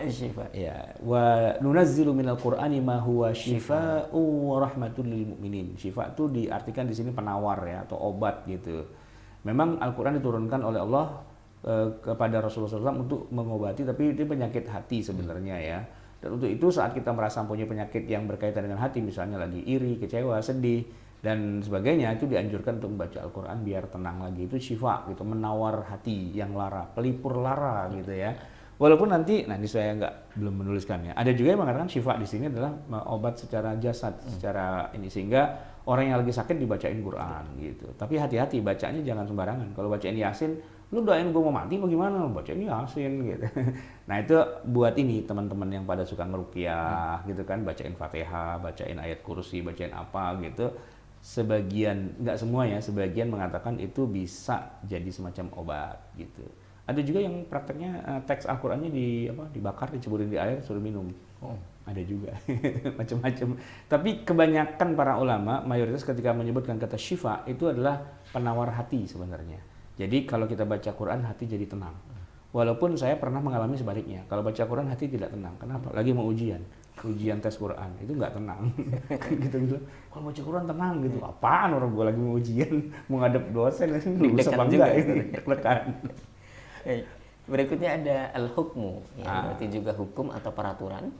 Seperti kita ketahui, sumber hukum Islam memang harus didasarkan pada Al-Quran yang menjadi landasan utama begitu. Wa kadzalika anzalnahu hukman arabiyyan. Dan demikianlah kami turunkan Al-Quran itu sebagai peraturan yang benar dalam bahasa Arab. Hukman arabiyyan itu bukan hukum orang Arab ya, tapi hukum yang berbahasa Arab. Atau al-hikmah ya. Dzalika mimma auha ilaika rabbuka minal hikmah. Nah, Ustaz Wildan, ini panjang nih ya. Jadi ada al-hikmah, ada al-huda dan sebagainya. Saya sih cuma mencantumkan sumber ayatnya aja. Padahal sebenarnya kalau kita mau kaji, ini lebih panjang sebenarnya. Istilahnya kajian tentang nama-nama Al-Quran itu menarik. Karena nanti kita akan menemukan karakteristik Al-Quran dengan contoh-contoh kasusnya. Kok dia dinamakan ini? Itu uniknya adalah ini pernah terjadi kasus kayak gini. tuh dikasih nama ini gitu. Ada kasus ini dikasih nama ini, itu bagus sebenarnya. Tapi kita nggak selesai-selesai bacanya kalau gitu, karena nama-nama Quran tuh banyak. Itu bisa jadi judul buku sendiri, ya. Nama-nama Al-Quran dan kasus-kasus yang menjadi latar belakang kenapa dinamakan sebagai itu, gitu. Wah, itu kan unik itu sebenarnya untuk mengenal Al-Quran lebih jauh. Prestasi-prestasi Al-Quran itu apa aja sih? Itu bisa tergambar, tercermin kalau kita telaah satu persatu nama-namanya. Oke. Jadi kita percepat aja lah. Oke, baik. Ada At-Tanzil, begitu. Kemudian ada Rahmat, tadi yang sering bersanding dengan kata Syifa, begitu. Kemudian ada Ruh juga. Ya, jadi Ruh tidak hanya malaikat Jibril begitu saja, tapi bukannya juga ruh manusia, tapi Quran pun disebut Ruh juga. Disebut Ruh juga. Kemudian juga ada Bayan, ada juga Kalamullah. Kemudian juga ada Busyra. Kita kalau di Lipia Busyra itu adalah sebentar lagi mau turun mukafa'ah. Busyra lakum. Ada juga nur, ya, cahaya gitu. Ada basair, pedoman. Oke, ada balagh. Apa sih artinya kabar ya kan? Al-qaul gitu. Al-qaul juga. Itu adalah Al-Qur'an juga gitu. Nah, itu ya. Baik, Ustadz, kita selesai dari membaca materi PDF di materi atau tema mengenal Al-Quran ini. Seperti biasa kita masuk di sesi diskusi. Bapak Ibu yang dirahmati Allah Subhanahu wa Ta'ala, silahkan bisa mengetikkan pertanyaannya di chat atau bisa langsung raise hand bagi Bapak Ibu yang sudah masuk di Zoom untuk bisa memberikan pertanyaan atau menambahi informasi juga boleh, karena kita diskusi begitu. Jadi tidak harus bertanya. Saya persilakan pertama, sudah ada Pak Bobi Gunara ini sudah mengacungkan tangannya. Silakan Pak Bobi. Silakan. Dengan Ustaz kan tadi bilang ada Al-Quran itu yang riwayatnya istilahnya ahad gitu, yang itu tidak dimasukkan, istilahnya bukan menjadi bagian dari Al-Quran, Ustaz ya. Itu apakah masuk dalam hadis qudsi atau memang ada perbedaan lagi antara tadi yang Al-Quran dengan satu riwayat dengan hadis qudsi, Ustaz? Itu aja paling. Iya, unik ya. Enggak, jadi kalau riwayat syadzah itu disebutnya enggak disebut hadis juga gitu. Riwayat syadzah itu disebutnya Quran riwayat syadzah gitu aja, atau qiraah syadzah gitu. Dia tuh masih dalam jalurnya Al-Quran, tapi jalur yang noisy, yang bermasalah secara periwayatan. Nah, yang Quran itu adalah jalur yang clean gitu, yang clean, yang mutawatir bahkan gitu ya, yang tidak ada noise-nya. Nah, itu enggak dimasukkan dalam kelompok hadis qudsi atau apa, itu enggak gitu. Ya, kalau hadis qudsi kan memang dari awal bukan Quran. Dari awal ini adalah hadis gitu kan. Nah, kalau riwayat syadzah itu memang dia masuk dalam jalur periwayatan Quran tapi dia noisy gitu. Sehingga oleh para ulama tuh dipinggirkan, enggak dimasukkan dalam Al-Quran itu sendiri. Ya istilahnya apa ya? Hasil gunting-guntingan, digunting-gunting lagi gitu, ini sampah-sampahnya tuh dikeluarin gitu istilahnya, kira-kira seperti itu. Walaupun tuh sampah bukan berarti nggak berguna, itu bisa jadi sebagai bagian dari tafsir malah gitu. Walaupun riwayatnya syadzah, tapi informasinya penting gitu kan. 3 hari berpuasa tuh berturut-turut apa enggak? Kalau menurut riwayat syadzah sih berturut-turut, walaupun tuh bukan riwayat yang mutawatir, tapi bisa juga dijadikan sebagai dasar, oh harus mutawatir ya, walaupun tidak eksplisit di Quran yang resmi, tapi di Quran yang non resminya itu gitu istilahnya, itu ada kabar kayak, ada info kayak gitu. Itu lebih kuat menurut sebagian ulama daripada ngarang sendiri. Karena itu masih bagian dari Quran juga gitu istilahnya, walaupun bukan Quran yang resmi. Oke. Terima kasih. Ya, sama-sama. Terima kasih Pak Bobi, pertanyaannya menambah hangat lagi diskusi kita pada pagi hari ini. Berikutnya saya persilakan Pak Budi Purnawan. Silahkan.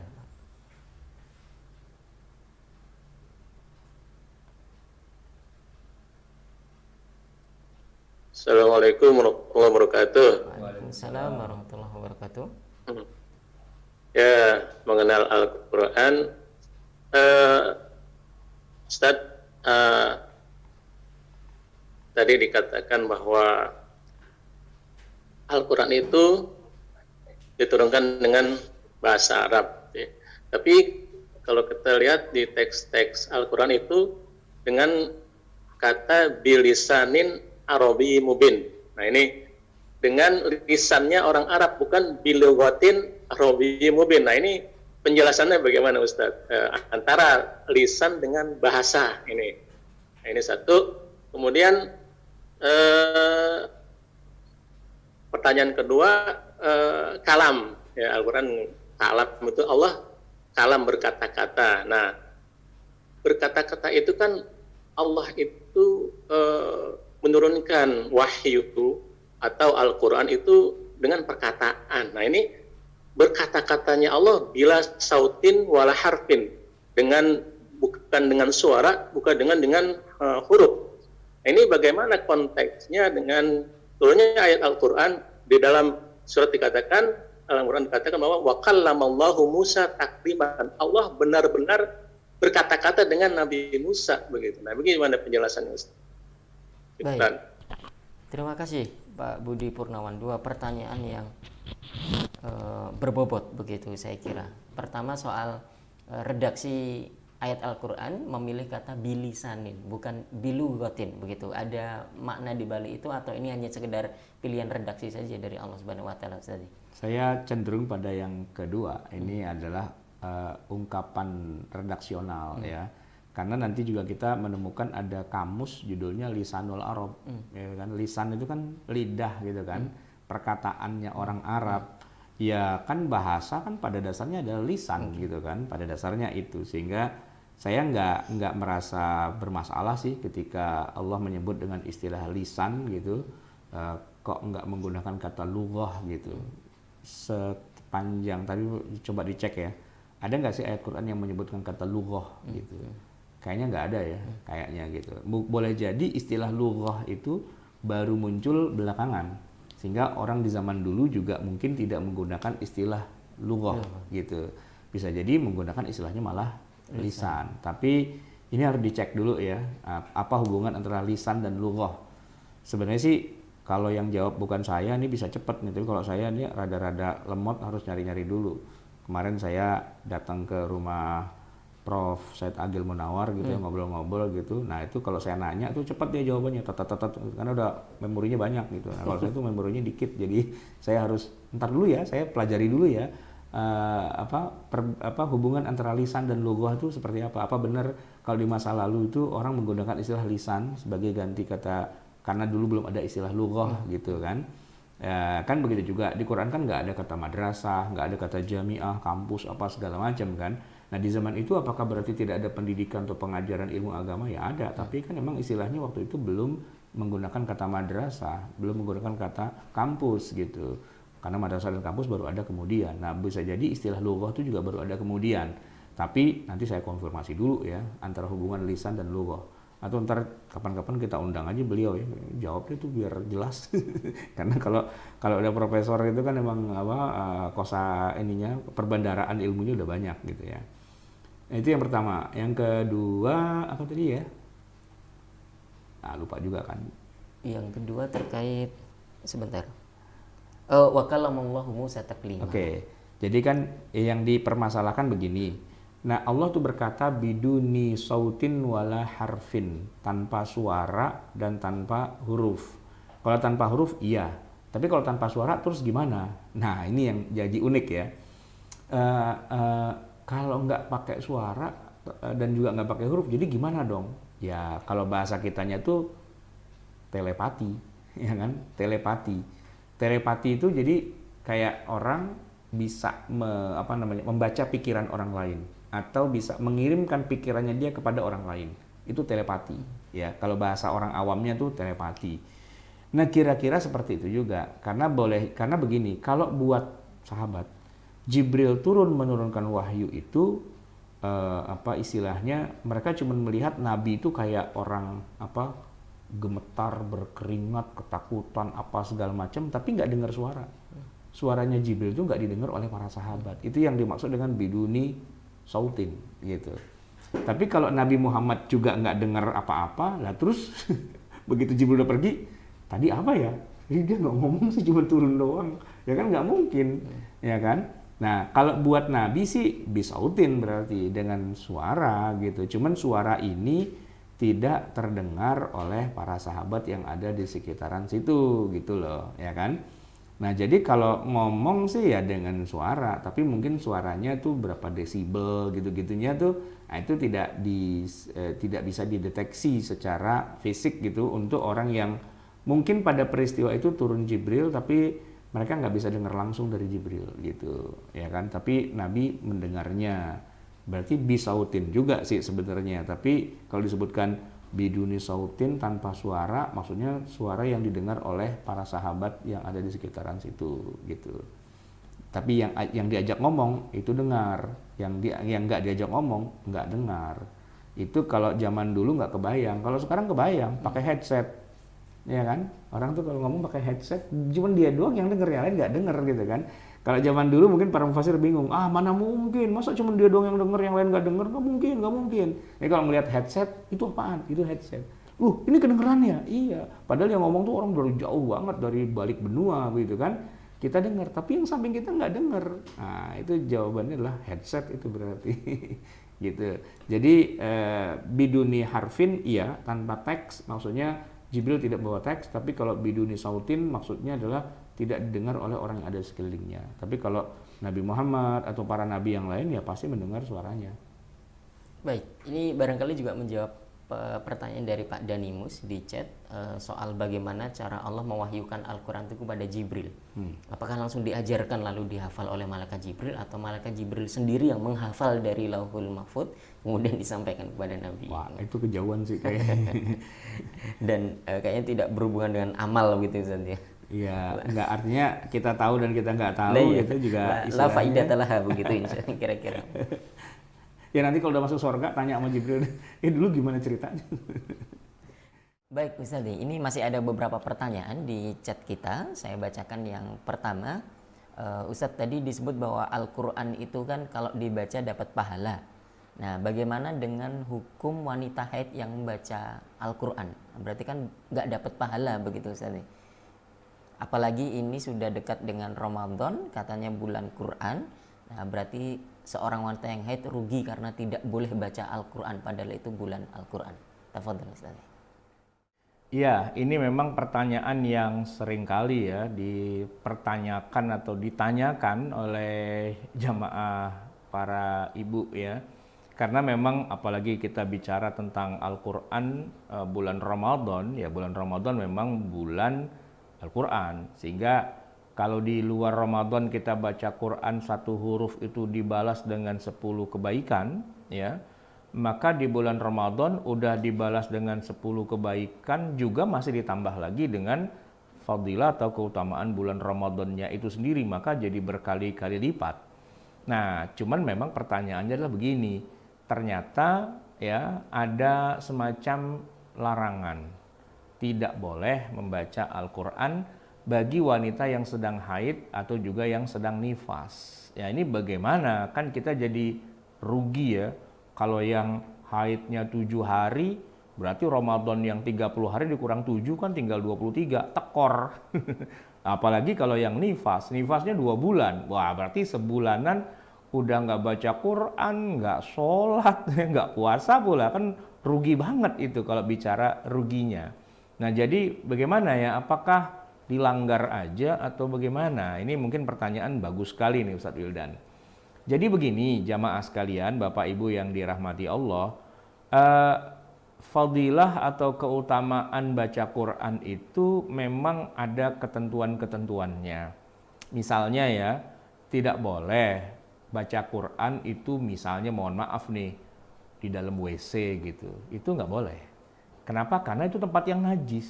Nggak boleh kita sambil buang hajat gitu, sambil murojaah gitu. Waduh, lagi ini nih, lagi mau ujian gitu. Jadi sambil nongkrong di WC dapat 2 jus gitu, itu nggak boleh, haram hukumnya.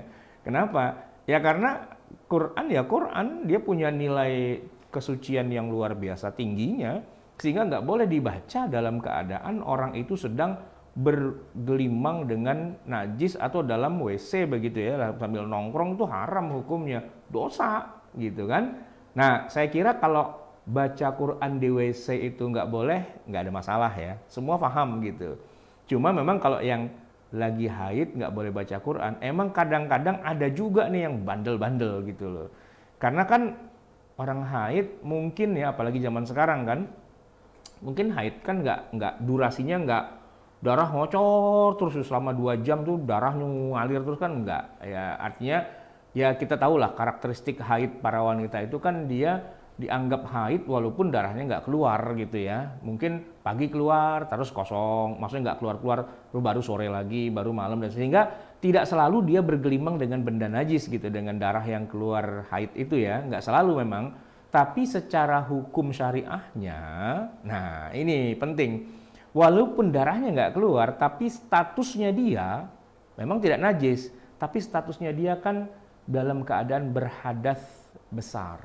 Berhadas besar.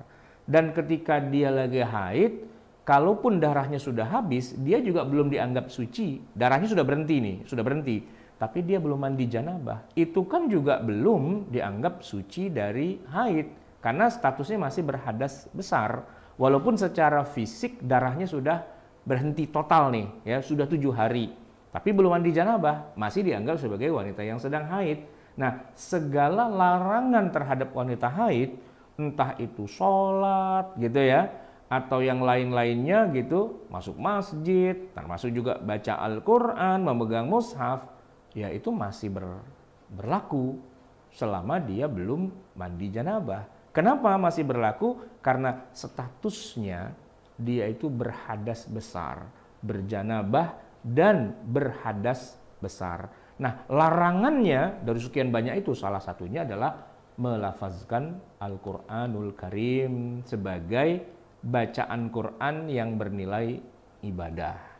Nah, tetapi satu hal yang juga perlu kita ketahui bahwa larangan ini ya, ini disepakati oleh seluruh ulama. 4 mazhab yang mu'tamad sepakat ini, nggak ada khilafiyah.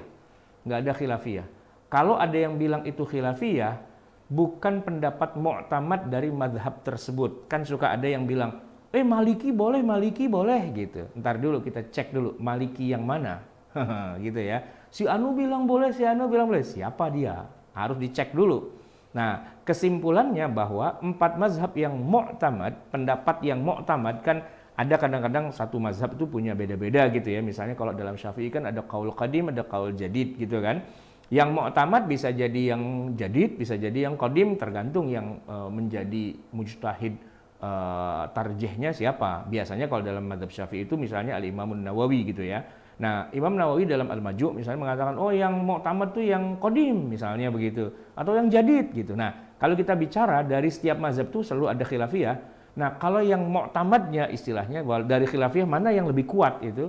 Nah, itu kalau kita kumpulin yang kuat-kuatnya, pendapat dari 4 mazhab itu semuanya sepakat bahwa wanita yang sedang haid itu tidak boleh untuk membaca Al-Qur'anul Karim sebagai sebuah ritual ibadah. Gitu ya. Nah, akan tetapi, nah ini jawabannya nih. Kalau dikatakan tidak boleh, itu yang tidak boleh itu sebenarnya adalah melafazkan dengan lidah. Iya. Nah, sedangkan kalau tidak dilafazkan, ingat ya, tidak dilafazkan. Artinya mulutnya itu tidak mengeluarkan suara bacaan. Sebagian ulama mengatakan it's okay. Jadi kayak orang berbisik gitu, ya komat kamit, ya gitu. Itu sebagian malah bilang boleh. Atau ada lagi yang mengatakan nggak boleh sih komat kamit, tapi mengikutinya di dalam hati. Ya istilah membacanya di dalam hati. Itu satu. Yang kedua, begini, kalau dikatakan tidak boleh melafazkan, ya oke lah, tidak boleh. Tapi kalau mendengarkan dengan telinga, saya tanya, orang baca Quran dengan orang dengerin Quran, itu sama-sama berpahala apa enggak? Ya sama-sama berpahala. Bahkan bisa jadi dinilai dia juga kayak orang baca Quran. Walaupun dia nggak baca. Saya kasih contoh yang gampang sekali, real banget. Misalnya nih ya, kita sholat berjamaah. Oke? Kalau sholat berjamaah, kita datang ke tempat sholat itu dalam keadaan rada-rada telat, walaupun nggak jadi masbuk, tapi telat. Pas kita takbiratul ihram sebagai makmum, tuh imam udah ruku. Bahkan lagi ruku gitu. Terus kita ikut, ya berdiri di saf, lalu kita takbir Allahu Akbar, terus kita ruku. Nggak baca Fatihah, nggak. Langsung ruku, Allahu Akbar, langsung ruku. Dan bisa bareng ruku sama imam. Jadi imamnya lagi ruku dan bertumakninah, kita pun ikut rukuk juga dan bertumak ninah. Tumak ninahnya imam sama tumak ninahnya kita tuh matching, bareng. Nah, setelah itu kemudian imam kan sami Allahu liman hamidah, kita juga sami Allahu liman hamidah. Kan dapat 1 rakaat. Dapat kan? Dapat 1 rakaat. Padahal kita nggak baca surat Al-Fatihah. Nah, pertanyaannya begini. Sah apa enggak rakaat kita pada saat itu? Padahal kita nggak baca surat Al-Fatihah. Jawabannya kan sah. Jawabannya sah. Karena hadisnya jelas ya. Man kana lahu imam, siapa orang yang sholatnya pakai imam, berarti dia makmum, ya maka faqiraatul imami lahu qiraah. Maka bacaannya si imam itu menjadi qiraatnya juga buat makmum. Istilah kata, udah diwakilin sama imam. Udah diwakilin. Padahal baca Fatihah itu wajib loh, ya kan? Dan dia nggak baca sama sekali. Tapi kok jadi sah? Dibacain sama imam. Oh, berarti nilainya membaca sendiri dengan dibacain itu sama. Sama-sama dianggap sudah baca Quran. Nyambung ya? Nyambung. Nah, kalau udah nyambung, berarti ibu lagi haid nih, gitu kan? Kan nggak boleh baca Quran sendiri. Tapi kalau ada orang membacakan Quran, dan ibu perhatikan, ibu dengarkan, jatuh-jatuhnya kan sama aja. Dapat pahala juga, ya kan? Sah juga. Buktinya dalam sholat kita nggak baca, ya bahkan nggak dengerin loh. Bayangin, nggak dengerin, itu jatuhnya sama, dianggap kita sudah membaca. Sama dalam sholat kan ada yang namanya doa kunut misalnya. Doa kunut tahu nggak? Subuh ya, kalau mazhab Syafi'i kan subuh itu ada kunut, ya kan? Atau nggak usah mazhab Syafi'i lah, mazhab Hambali misalnya, kalau kita ikut sholat witir di Masjidil Haram, Masjid Nabawi gitu ya, mereka tuh kan mensunnahkan witir itu ada kunutnya. Nah, bahkan kunutnya panjang gitu kayak Dunia Dalam Berita. Nah itu ya, bayangin. Sebenarnya kita tuh sebagai makmum nggak pernah loh baca doa kunut, nggak pernah. Karena yang baca itu cuma imam doang. Kita kan cuma oman amin gitu ya. Tapi kan kita ikut kunut. Dapat nggak pahala doa kunut? Dapat. Padahal kita nggak baca.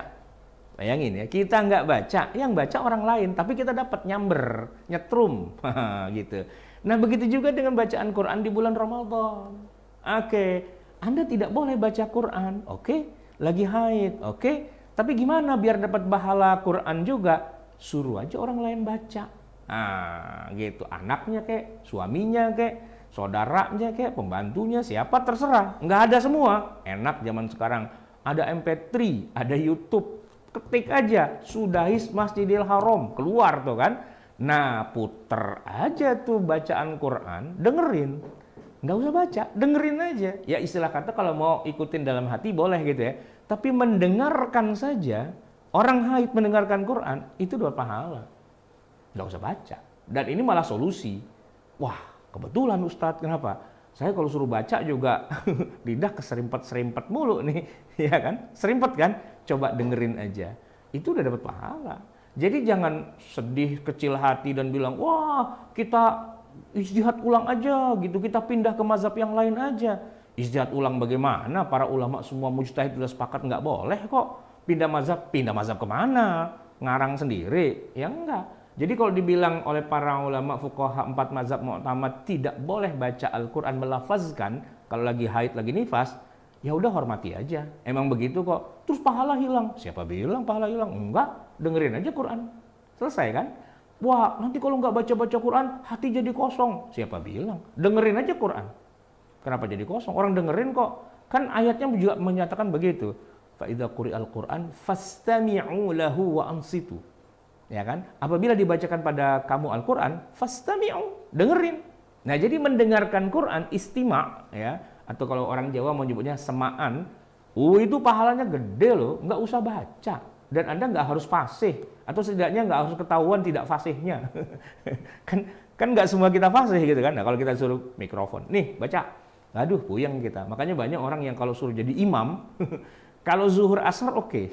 Tapi kalau maghrib, isya, subuh, Jumat, ente aja dah, ente aja. Kenapa kok dia jadi tawaduk begitu? Padahal kalau zuhur maju duluan. Kalau asar maju duluan, karena kan takut ketahuan, bacaannya kagak fasih. Nah, sekarang nggak usah baca Quran, dengerin aja. Dengerin aja, itu udah berpahala loh. Oke? Itu yang kedua ya. Kalau yang pertama tadi ya boleh baca Quran dalam hati gitu kan, tidak bunyi gitu ya. Yang kedua dengerin Quran. Itu lebih gampang, lebih sederhana. Dengerin aja. Nggak paham, ya nggak apa-apa. Dengerin tuh udah berpahala kok gitu kan. Nah yang ketiga, kalaupun kita pengen dapat nuansa konten isi pengaruh Al-Quran itu, kita juga boleh baca terjemahnya. Baca terjemahan Al-Quran. Kan paham tuh, ya kan? Ya, kalau kita baca Arabnya malah kita nggak paham, ya kan? Tapi kalau kita baca terjemahnya boleh. Boleh Ustadz, boleh. Karena terjemahan itu bukan Quran. Terjemahan itu adalah interpretasi para mufassir, para penerjemah. Jadi nggak apa-apa. Jadi misalnya nih ya, pengen meresapi Al-Quran. Kalau baca Arabnya malah nggak paham, baca aja Indonesianya. Ya kan? Dapat tuh nuansanya. Misalnya baca terjemahan surat Yusuf. Wow, asik itu. Terjemahannya dibaca. Berpahala nggak? Ya kalau baca terjemahan sih nggak berpahala. Tapi ruh dari Al-Quran itu malah dapat. Kan gitu ya. Nah oleh karena itu baca aja terjemahannya. Nggak masalah. Nggak masalah ya. Jadi bukan berarti kalau ada wanita haid tidak boleh baca Quran seolah-olah tuh menjauhkan kita dari Quran. Enggak begitu, enggak. Itu orang bilang begitu dia nggak paham dengan ilmu Al-Quran. Dia nggak paham dengan hukum-hukum Al-Quran. Jadi akhirnya solusinya malah ngarang sendiri. Udah nggak apa-apa, baca aja. Dosa itu, masuk neraka itu kalau kayak gitu caranya. Jadi ya solusinya ada 3 tadi saya bilang ya. Pertama, baca Quran dalam hati, ya, tidak dibunyikan, tidak dilafazkan begitu. Yang kedua, dengerin aja, bisa pakai MP3 dan sebagainya. Yang ketiga, baca terjemahannya. Atau yang keempat saya tambah lagi, dengerin kajian ilmu Al-Quran. Kita ini lagi kajian kayak gini, ikut aja, ya kan? Haid nggak apa-apa, ikut kajian ilmu Al-Quran dan tafsir, ikut kajian tafsir dan sebagainya itu nggak apa-apa, kan nggak baca. Ya kan? Yang nggak boleh kan baca bunyiin pakai mulut, itu loh poinnya. Jadi Quran tetap ada dalam jiwa kita, tetap ada dalam dekapan kita, walaupun kita dalam keadaan haid atau nifas, karena yang tidak boleh hanya melafazkan dengan lisan ketika menjaharkan. Itu kira-kira jawabannya Ustaz Wildan. Oke, masih ada lagi pertanyaan yang lain? Baik, begitu. Terima kasih Ustaz jawabannya. Mudah-mudahan menjawab pertanyaan dari Ibu tadi. Baik. Berikutnya Ustaz, pertanyaan selanjutnya tadi surat Al-Qur'an Al-Qur'an adalah muta'abbad bitilawatihi, yang bacanya itu bernilai ibadah. Nah, apakah orang-orang Yahudi dan Nasrani dulu di zaman nabi-nabi mereka ketika membaca Taurat dan Injil itu juga dapat pahala gitu, sebagaimana kita orang muslim itu dapat pahala ketika baca Al-Qur'an? Pertanyaan keduanya, kalau ada orang Islam sehari saja tidak baca Al-Quran, apakah dosa Ustaz? Tafadhol Ustaz. Baik, ini 2 ya pertanyaannya. Oke, saya jawab yang pertama dulu, yaitu apa tadi? Kalau orang terdahulu baca Taurat atau Injil, maksudnya orang Yahudi Nasrani, baca itu apa dia dapat pahala apa enggak ya? Jawabannya ada 2. Yang pertama, saya nggak tahu karena saya bukan orang Nasrani, saya bukan orang Yahudi. Jadi wallahu a'lam bishawab, apakah di zaman itu kalau baca itu menjadi sebuah ritual ibadah tersendiri apa enggak, itu jawabannya saya nggak tahu. Tapi jawaban yang kedua mungkin sedikit bisa membantu. Jadi begini, rupanya para pendeta Yahudi atau Nasrani itu dulu juga sering menggunakan ayat-ayat apa itu Injil atau Tauratnya mereka itu untuk ngusir setan. Iya, untuk ngusir setan. Jadi kan setan atau jin itu kan ada dari zaman dulu. Kalau kita sekarang kan kalau ada orang kesurupan apa kan di ruqyah tuh bacain ayat Quran begitu kan. Nah, memang ada sebagian penjelasan bahwa di masa lalu ketika kan zaman dulu juga boleh juga kan orang kemasukan setan kan boleh juga kan, kesurupan dan sebagainya. Masa cuma di zaman Nabi Muhammad doang? Ya enggak, di zaman Nabi Musa, Nabi Isa ada juga tuh orang yang kesurupan. Nah, konon, ini cuma konon juga sih lagi-lagi ya. Konon ya mereka bacakan ayat Injil gitu di zaman Nabi Isa. Konon mereka bacakan juga ayat Taurat untuk mengusir setan. Nah, kalau ngelihat dari sisi itunya berarti kan kayak punya semacam kekuatan gaib tuh gitu ya. Nah, apakah itu dianggap sebagai pahala tersendiri? Wallahu a'lam bishawab. Ya, kita nggak tahu dan nggak punya pemahaman sampai sejauh itu gitu ya. Yang kita tahu adalah kalau ayat Al-Quran itu memang menjadi al-muta'abbad bitilawatihi. Hal kanal injilu wat taurat muta'abbad bitilawatihi aydan amla. Al-jawabu wallahu alam bisawab. Kita nggak tahu. Mungkin kalau ada referensi yang lebih jauh, kapan-kapan mungkin bisa saya sampaikan ya. Tapi sampai hari ini saya kok belum, ya dengan sebatas yang saya tahu tuh, saya nggak bisa mengatakan berpahala atau tidak pahala. Itu nggak gitu ya. Karena tata cara ibadah mereka memang banyak yang beda sih dari kita ya.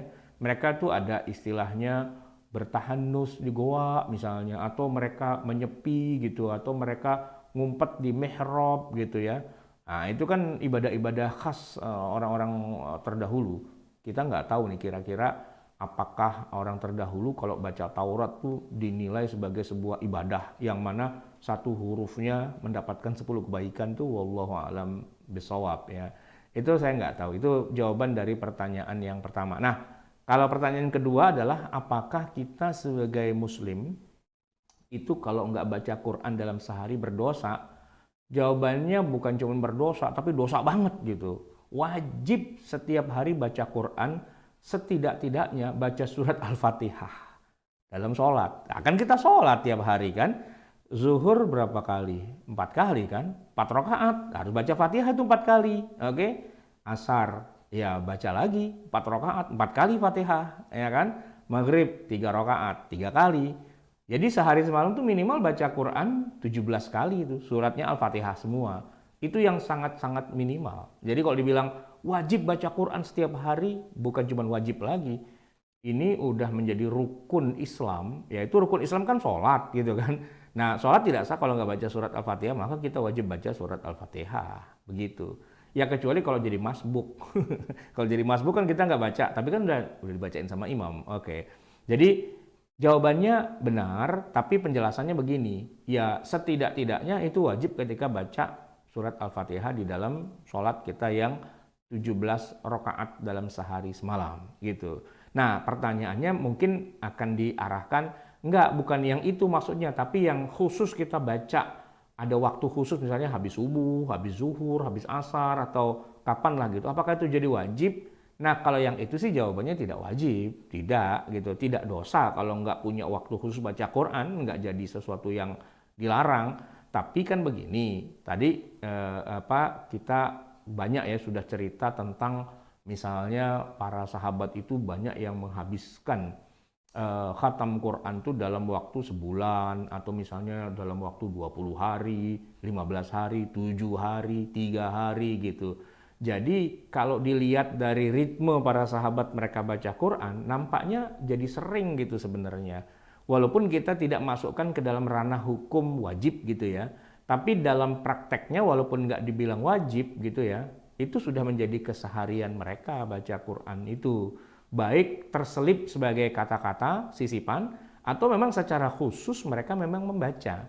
Entah itu habis sholat, entah itu kapan begitu ya, tapi sesuatu yang rutin. Atau kita bisa bayangkan, kalau dalam seminggu mereka menghatamkan Quran, berarti kan paling enggak sehari itu bisa 3 juz kan? Kok 3 juz? Ya kan kalau sehari 3 juz, kalau seminggu 21 ya. Mungkin kalau 4 juz, 4 kali 7, 28. Ya kira-kira 4 juz paling enggak begitu kan mereka baca.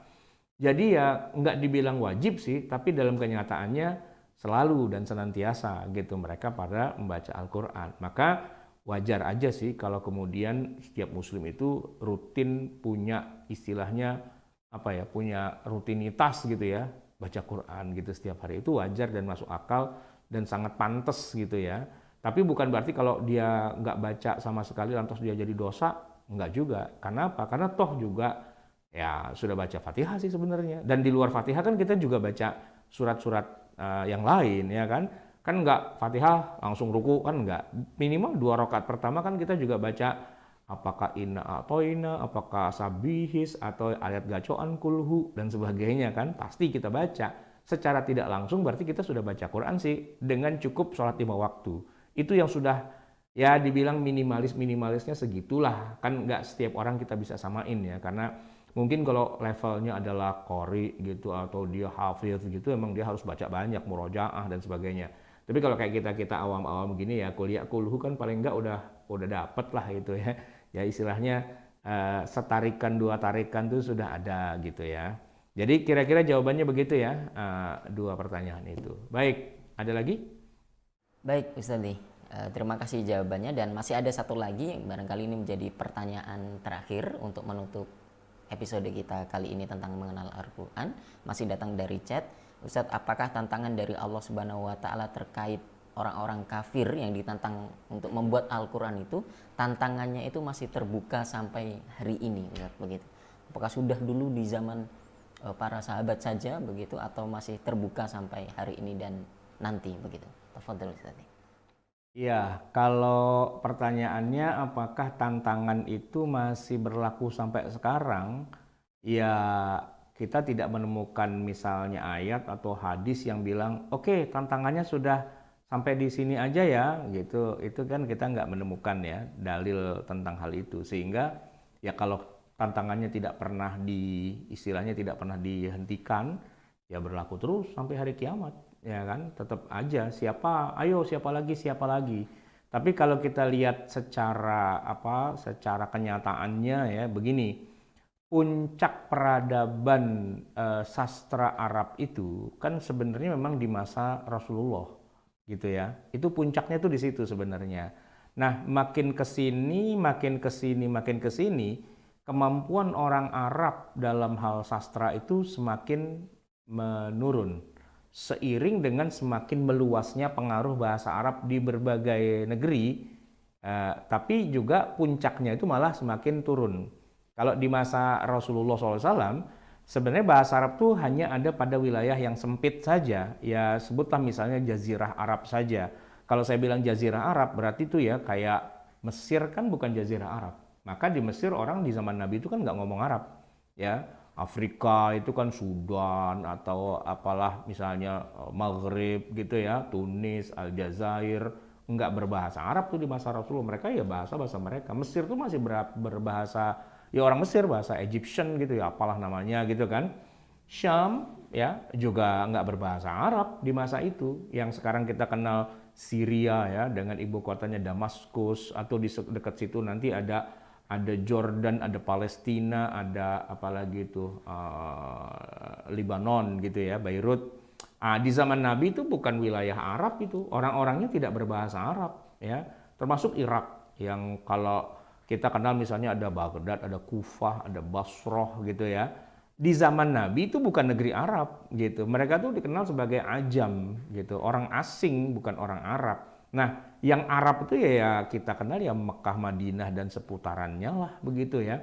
Nah, mereka itulah yang berbahasa Arab di masa Nabi. Belum seluas setelah itu. Kalau sekarang kan ada 300 juta manusia di muka bumi yang ngomong Arab. Dan Mesir saja, Mesir kan bukan Arab tuh. Sekarang Mesir tuh menamakan negaranya dengan Republik Arab Mesir. Ada kata Arabnya tuh, Republik Arab Mesir.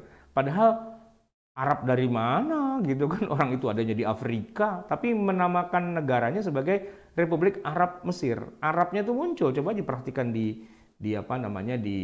coba searching di Google atau di Wikipedia gitu kan. Mesir resmi negaranya itu Republik Arab Mesir. Arabnya dibawa-bawa padahal bukan di Jazirah Arabia. Karena kan wilayah Islam kan membentang luas gitu ya. Yang tadinya orang Ajam, orang Irak tuh orang Ajam, orang Syam tuh orang Ajam, orang Mesir orang Ajam, bahkan Yaman juga sebagian besarnya juga orang Ajam gitu. Karena dulu kan Yaman, tahu nggak Raja Abrahah yang mau ngancurin Ka'bah? Nah itu kan Raja Kristen bukan Arab gitu kan. Nah termasuk juga Nabi pernah mengirim sahabat ke mana itu ke Habasyah ya, Abyssinia. Itu juga bukan orang Arab, mereka juga agamanya Kristen gitu kan. Nah dulu mereka bukan Arab, tapi kemudian Islam sampai ke sana dan akhirnya bukan hanya agamanya beragama Islam, ya, bukan hanya penduduknya beragama Islam, tapi penduduknya pun juga menjadikan bahasa Arab sebagai bahasa mereka. Sehingga bahasa Arab menjadi sangat luas dikenal orang. Pengaruhnya apa? Pengaruhnya begini, karena orang Ajam, ya, bukan asli orang Arab gitu ya, yang kemudian malah berbahasa Arab. Ya kemampuan bahasa Arab mereka tuh tentu tidak secanggih orang-orang Quraisy gitu misalnya. Maka kalau kita lihat nih nanti dalam kasus para mujtahid, dari 4 mazhab itu, yang Quraisy itu Syafi'i. Sedangkan sebutlah Imam Abu Hanifah, itu malah dia orang Persia, bapaknya atau kakeknya itu orang Persia. Imam Malik, Imam Ahmad, itu bukan orang Arab dalam arti orang Mekah, Madinah gitu enggak. Syafi'i iya, Syafi'i itu Arab banget gitu ya, Arab banget. Bahkan beliau kan orang Quraisy kan, Imam Syafi'i itu Quraisy. Tapi tentu kan Quran nggak turun hanya dalam bahasa orang Quraisy ya, tapi juga orang-orang di luar Quraisy itu ada Bani Huzail gitu misalnya. Nah, Asy-Syafi'i kecil tuh tinggal di Mekah, beliau juga belajar juga bahasa sastranya Bani Huzail. Oh, jadi kan Arab banget gitu ya. Nah, kalau kita lihat di masa Rasulullah, orang-orang yang tinggal di Mekah atau di Madinah itulah yang berada pada puncak kearabannya. Puncak kearabannya. Bahkan sebenarnya banyak sahabat yang kemampuan bahasa Arabnya itu agak sedikit lebih rendah gitu. Makanya seingat saya Ustaz Wildan ya, kita kan kuliah di LIPIA itu kan kita belajar nusus dan juga adab. Yang kita pelajari kan itu syair-syair jahili, ya kan? Imru'ul Qais gitu kan, syair jahili, syair-syair yang sudah ada sebelumnya jauh sebelum Nabi Muhammad lahir. Karena puncaknya tuh di situ itu gitu, puncak sastra Arabnya. Nah, kadang-kadang di kalangan sahabat sendiri itu sudah ada mereka yang ketika satu ayat Quran turun, mereka nggak tahu artinya itu apa. Ya contohnya kan kita pernah bahas ya, wa fakihatan wa abba. Itu Umar bin Khattab kalau bilang fakihah saya tahu, tapi kalau abba itu apa? Saya nggak tahu. Nah rupanya kemampuan sebagian sahabat itu juga nggak seperti para pujangga Arab yang sebelumnya gitu. Nah, di tengah tingginya sastra Arab, para pujangga Arab jahili, istilahnya itu Arab jahili, karena disebut jahili karena belum datang era Al-Quran dan Rasulullah dan sahabat gitu ya, itu tinggi sekali sastranya. Nah, begitu Quran datang, kan sastranya tinggi juga tuh. Nah, kepada yang itu tadi tuh, yang Arab-Arab jahili sebelum Quran itulah, sebenarnya tantangannya itu diarahkan, moncong senapannya itu diarahin ke sana. Lu gitu ngaku-ngaku sastra Arab tinggi, oke, bisa nggak lu bikin yang kayak gini? Nah, wa in kuntum fi raibim mimma nazzalna ala abdina fa'tu bisuratim min mithlihi wad'u syuhada'akum. Nah, kalau kamu masih ragu-ragu juga bahwa Quran ini turun dari Allah Subhanahu wa taala dan kalian merasa bisa menyamai, bisa bikin Quran karya manusia, kalian kan pujangga, hebat-hebat, top markotop dan sebagainya. Cobalah fa'tu bisuratin, bikin satu surat saja yang kayak Quran ini, dan jangan sendiri, ajak semua orang Arab, sastrawan, pujangga Arab semua, kumpulin semua, bikin yang seperti Quran. Itu kan ditantang pada saat itu. Maka tantangannya itu memang kepada yang kemampuan bahasa Arabnya sangat tinggi gitu ya. Itu saja nggak ada yang bisa jawab gitu. Ada sih, tapi diketawain. Ada kan yang bikin surat kan kalau dalam Al-Qur'an kan ada surat Al-Fil ya kan? Alam tara kaifa fa'ala rabbuka bi ashabil fil gitu ya. Nah, mereka tuh ketika ditantang kan panas juga tuh Quran nantangin berkali-kali nantangin kayak gitu, akhirnya mereka coba bikin. Nah, cuman mereka bikin bukan Al-Fil, tapi mereka bikin surat kodok, difda. Kodok, tahukah kamu kodok? Kodok itu loncat-loncat dan sebagainya. Itu begitu dibacain, mereka pada terpingkal-pingkal sendiri. Wah, surat apaan kayak ini? Alih-alih mau nyanyiin Quran, malah jadi dagelan sesama mereka. Padahal yang ngejawab tantangan itu pujangga loh, pujangga Arab loh. Tapi ketika mereka dengar Al-Quran, plek-plek lah mereka. Pujangga kayak gitu.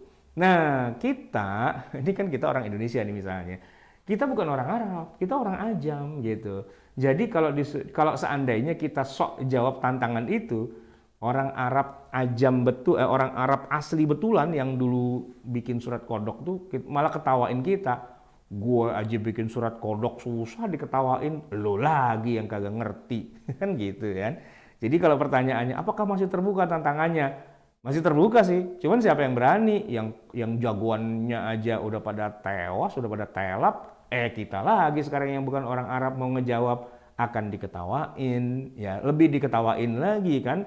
Mungkin ketawanya nggak habis-habis gitu, karena apa? Ngaku-ngaku bisa bikin yang seperti Quran. Nah, tapi begini Ustaz Wildan, tantangan kepada orang Arab ini kan dianggap sebagai mukjizat gitu ya, bahwa mukjizat Quran itu adalah tidak bisa ditiru. Oke. Tapi memang kalau kita kaitkan dengan sekarang gitu ya, sastra Arab yang sangat tinggi itu kalau dulu kan menjadi sesuatu yang bikin sesuatu kegemparan gitu. Karena gini, ternyata para pujangga Arab yang mereka sangat memuja tingginya sastra itu kan plek tuh di depan ayat Quran ya kan mereka.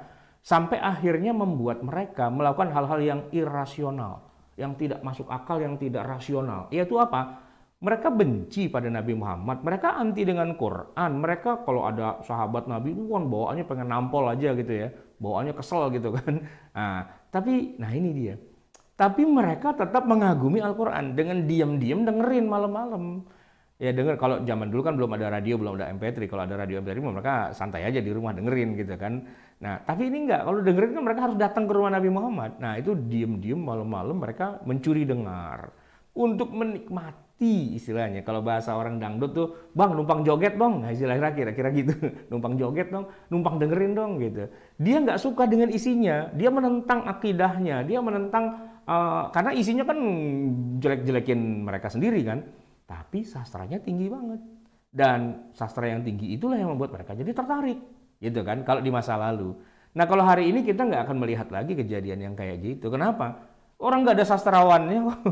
Nggak ada orang Arab yang kayak zaman dulu yang kalau baca dengerin ayat Quran tuh langsung plek-plek tuh nggak ada. Orang pada nggak paham kok. Nggak paham gitu loh. Boro-boro menikmati sebagai sebuah karya sastra yang tinggi. Paham aja enggak, gimana mau menikmati. Maka di satu sisi ini begini Ustaz Wildan, kita bangga ya Quran itu sastranya sangat tinggi dan menantang orang Arab. Tapi harus kita tahu bahwa yang ditantang itu orang zaman dulu loh. Kenapa kalau orang sekarang enggak? Yang sekarang bukan Arab.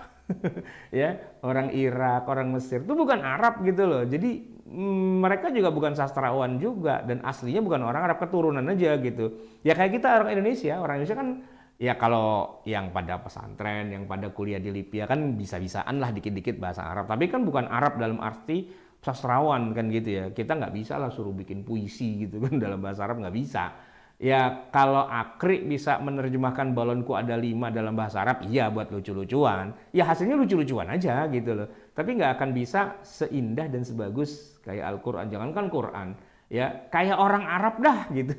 Itu kan susah. Kita nih anak Libya nih ya, soknya doang. 7 tahun kuliah di Libya, soknya doang 7 tahun. Atau teman-teman yang pada kuliah di Madinah, di Mekah, di Riyadh, atau yang di Mesir, soknya doang itu kuliah jauh-jauh di sono. Coba kalau suruh ngomong pakai bahasa Arab, langsung ketahuan bukan orang Arabnya. Ya Arabnya itu Arab rada-rada maksa gitu, kayak orang Jawa datang ke Jakarta. Orang Jawa datang ke Jakarta belaga pengen jadi kayak orang Betawi, kan ngomongnya jadi medok tapi Betawi gitu kan. Lu jangan macam-macam lu sama gue gamparin lu. Nah gitu kan nggak enak gitu didengar. Bukan begini orang Betawi ngomongnya gitu kan. Kagak nyablak gitu. Logat Jawa tapi di Betawi-Betawiin kagak nyambung gitu lah. Kita tuh kalau orang Indonesia ngomong Arab, orang Arabnya tuh cengar-cengir kagak paham. Lu ngomong apaan sih? Ngomong apa? Kumur gitu. Nggak paham gitu. Karena kita bukan orang Arab gitu. Boro-boro mau nyanyiin Quran, orang Arabnya aja ketawa gitu kalau denger kita ngomong Arab gitu kan. Maka tadi pertanyaannya adalah tantangannya masih terbuka nggak? Masih sih, cuman yang ditantang udah kagak ada orangnya. Udah pada pulang kampung yang ditantang itu. Orang Arab asli yang pujangga itu sudah nggak ada hari ini. Ya mungkin sisa-sisa pujangga ada 1-2, tapi muslim semua rata-rata kan. Ya yang kafir-kafir tapi pujangga itu ya nggak bisa gitu. Tapi mungkin siapa tahu Allah suatu ketika mengadakan sebuah perubahan besar di zaman, kemudian bahasa Arab bangkit lagi dan sebagainya, ya tantangan tetap terbuka siapa saja sampai yaumil qiyamah. Gitu kira-kira Ustaz Wildan, semoga ini bisa menjawab ya pertanyaan terakhir ya. Oke, jadi jawabannya adalah tantangannya tetap terbuka sampai hari kiamat, cuman yang ditantangin udah pada pulang kampung. Nah, gitu kira-kira. Baik.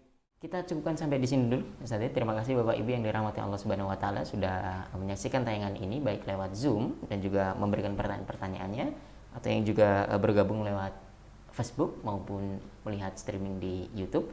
Kami ucapkan terima kasih, jazakumullahu khairan katsiran. Jangan lupa kita masih akan bertemu di materi-materi atau di judul-judul lain di mata kuliah Ilmu Al-Quran dan Tafsir. Dan jangan lupa nanti malam kita ketemu di KMK, kajian malam Kamis, insyaallah ta'ala. Terima kasih, mari sama-sama kita tutup ngaji pagi hari ini dan baca doa kafaratul majelis. Subhanakallahumma wa bihamdika asyhadu an la ilaha illa anta astaghfiruka wa atubu ilaik. Tafadhal. Bismillahirrahmanirrahim. Alhamdulillahirabbil alamin. Hamdan yuwafi ni'amahu wa yukafi'u mazidah. Ya Rabbana Lakal hamdu wa lakal syukru kama yanbaghi li jalali wajhika wa li 'azimi sultanik. Allahumma salli wa sallim wa barik ala sayyidina Muhammadin wa ala ali sayyidina Muhammad. Rabbana anfa'na bima 'allamtana, rabbi 'allimna alladhi yanfa'una, rabbi faqihna wa faqih ahlana wa qarabatin lana fi dinina ma ahli al-kutri untha wa dhakar. Rabbi wafiqna wa wafiqhum lima tardadi qawlan wa fi'lan karama warzuqil kulla halalan daima wa akhilla atqiya ulama nahdha bil khair wa nukfa kulla syarr. Rabbana aslih lana kulla syu'un wa aqirra biridha minkal 'uyun wa qdi anna rabbana kulla duyun qabla an ta'tiyana rusulul manun waghfir wastur anta akraman satar wa salatullahi taghshal mustafa man ila al-haqqi da'ana wal wafa bi kitabin fihi lin-nasi shifa wa 'ala al-ali al-kirami syurafa wa 'ala sahbil masabihil ghurar. Allahumma hadina bihudak waj'alna mimman yusari'u fi ridhak wa la tuwallina waliyan siwak wa la taj'alna mimman khalafa amraka wa 'asak wa hasbunallahu wa ni'mal wakil wa la hawla wa la quwwata illa billahil 'aliyyil 'azim. Sallallahu alaihi wasallam Muhammadin wa ala alihi wasallam walhamdulillahi rabbil alamin. Assalamualaikum warahmatullahi wabarakatuh.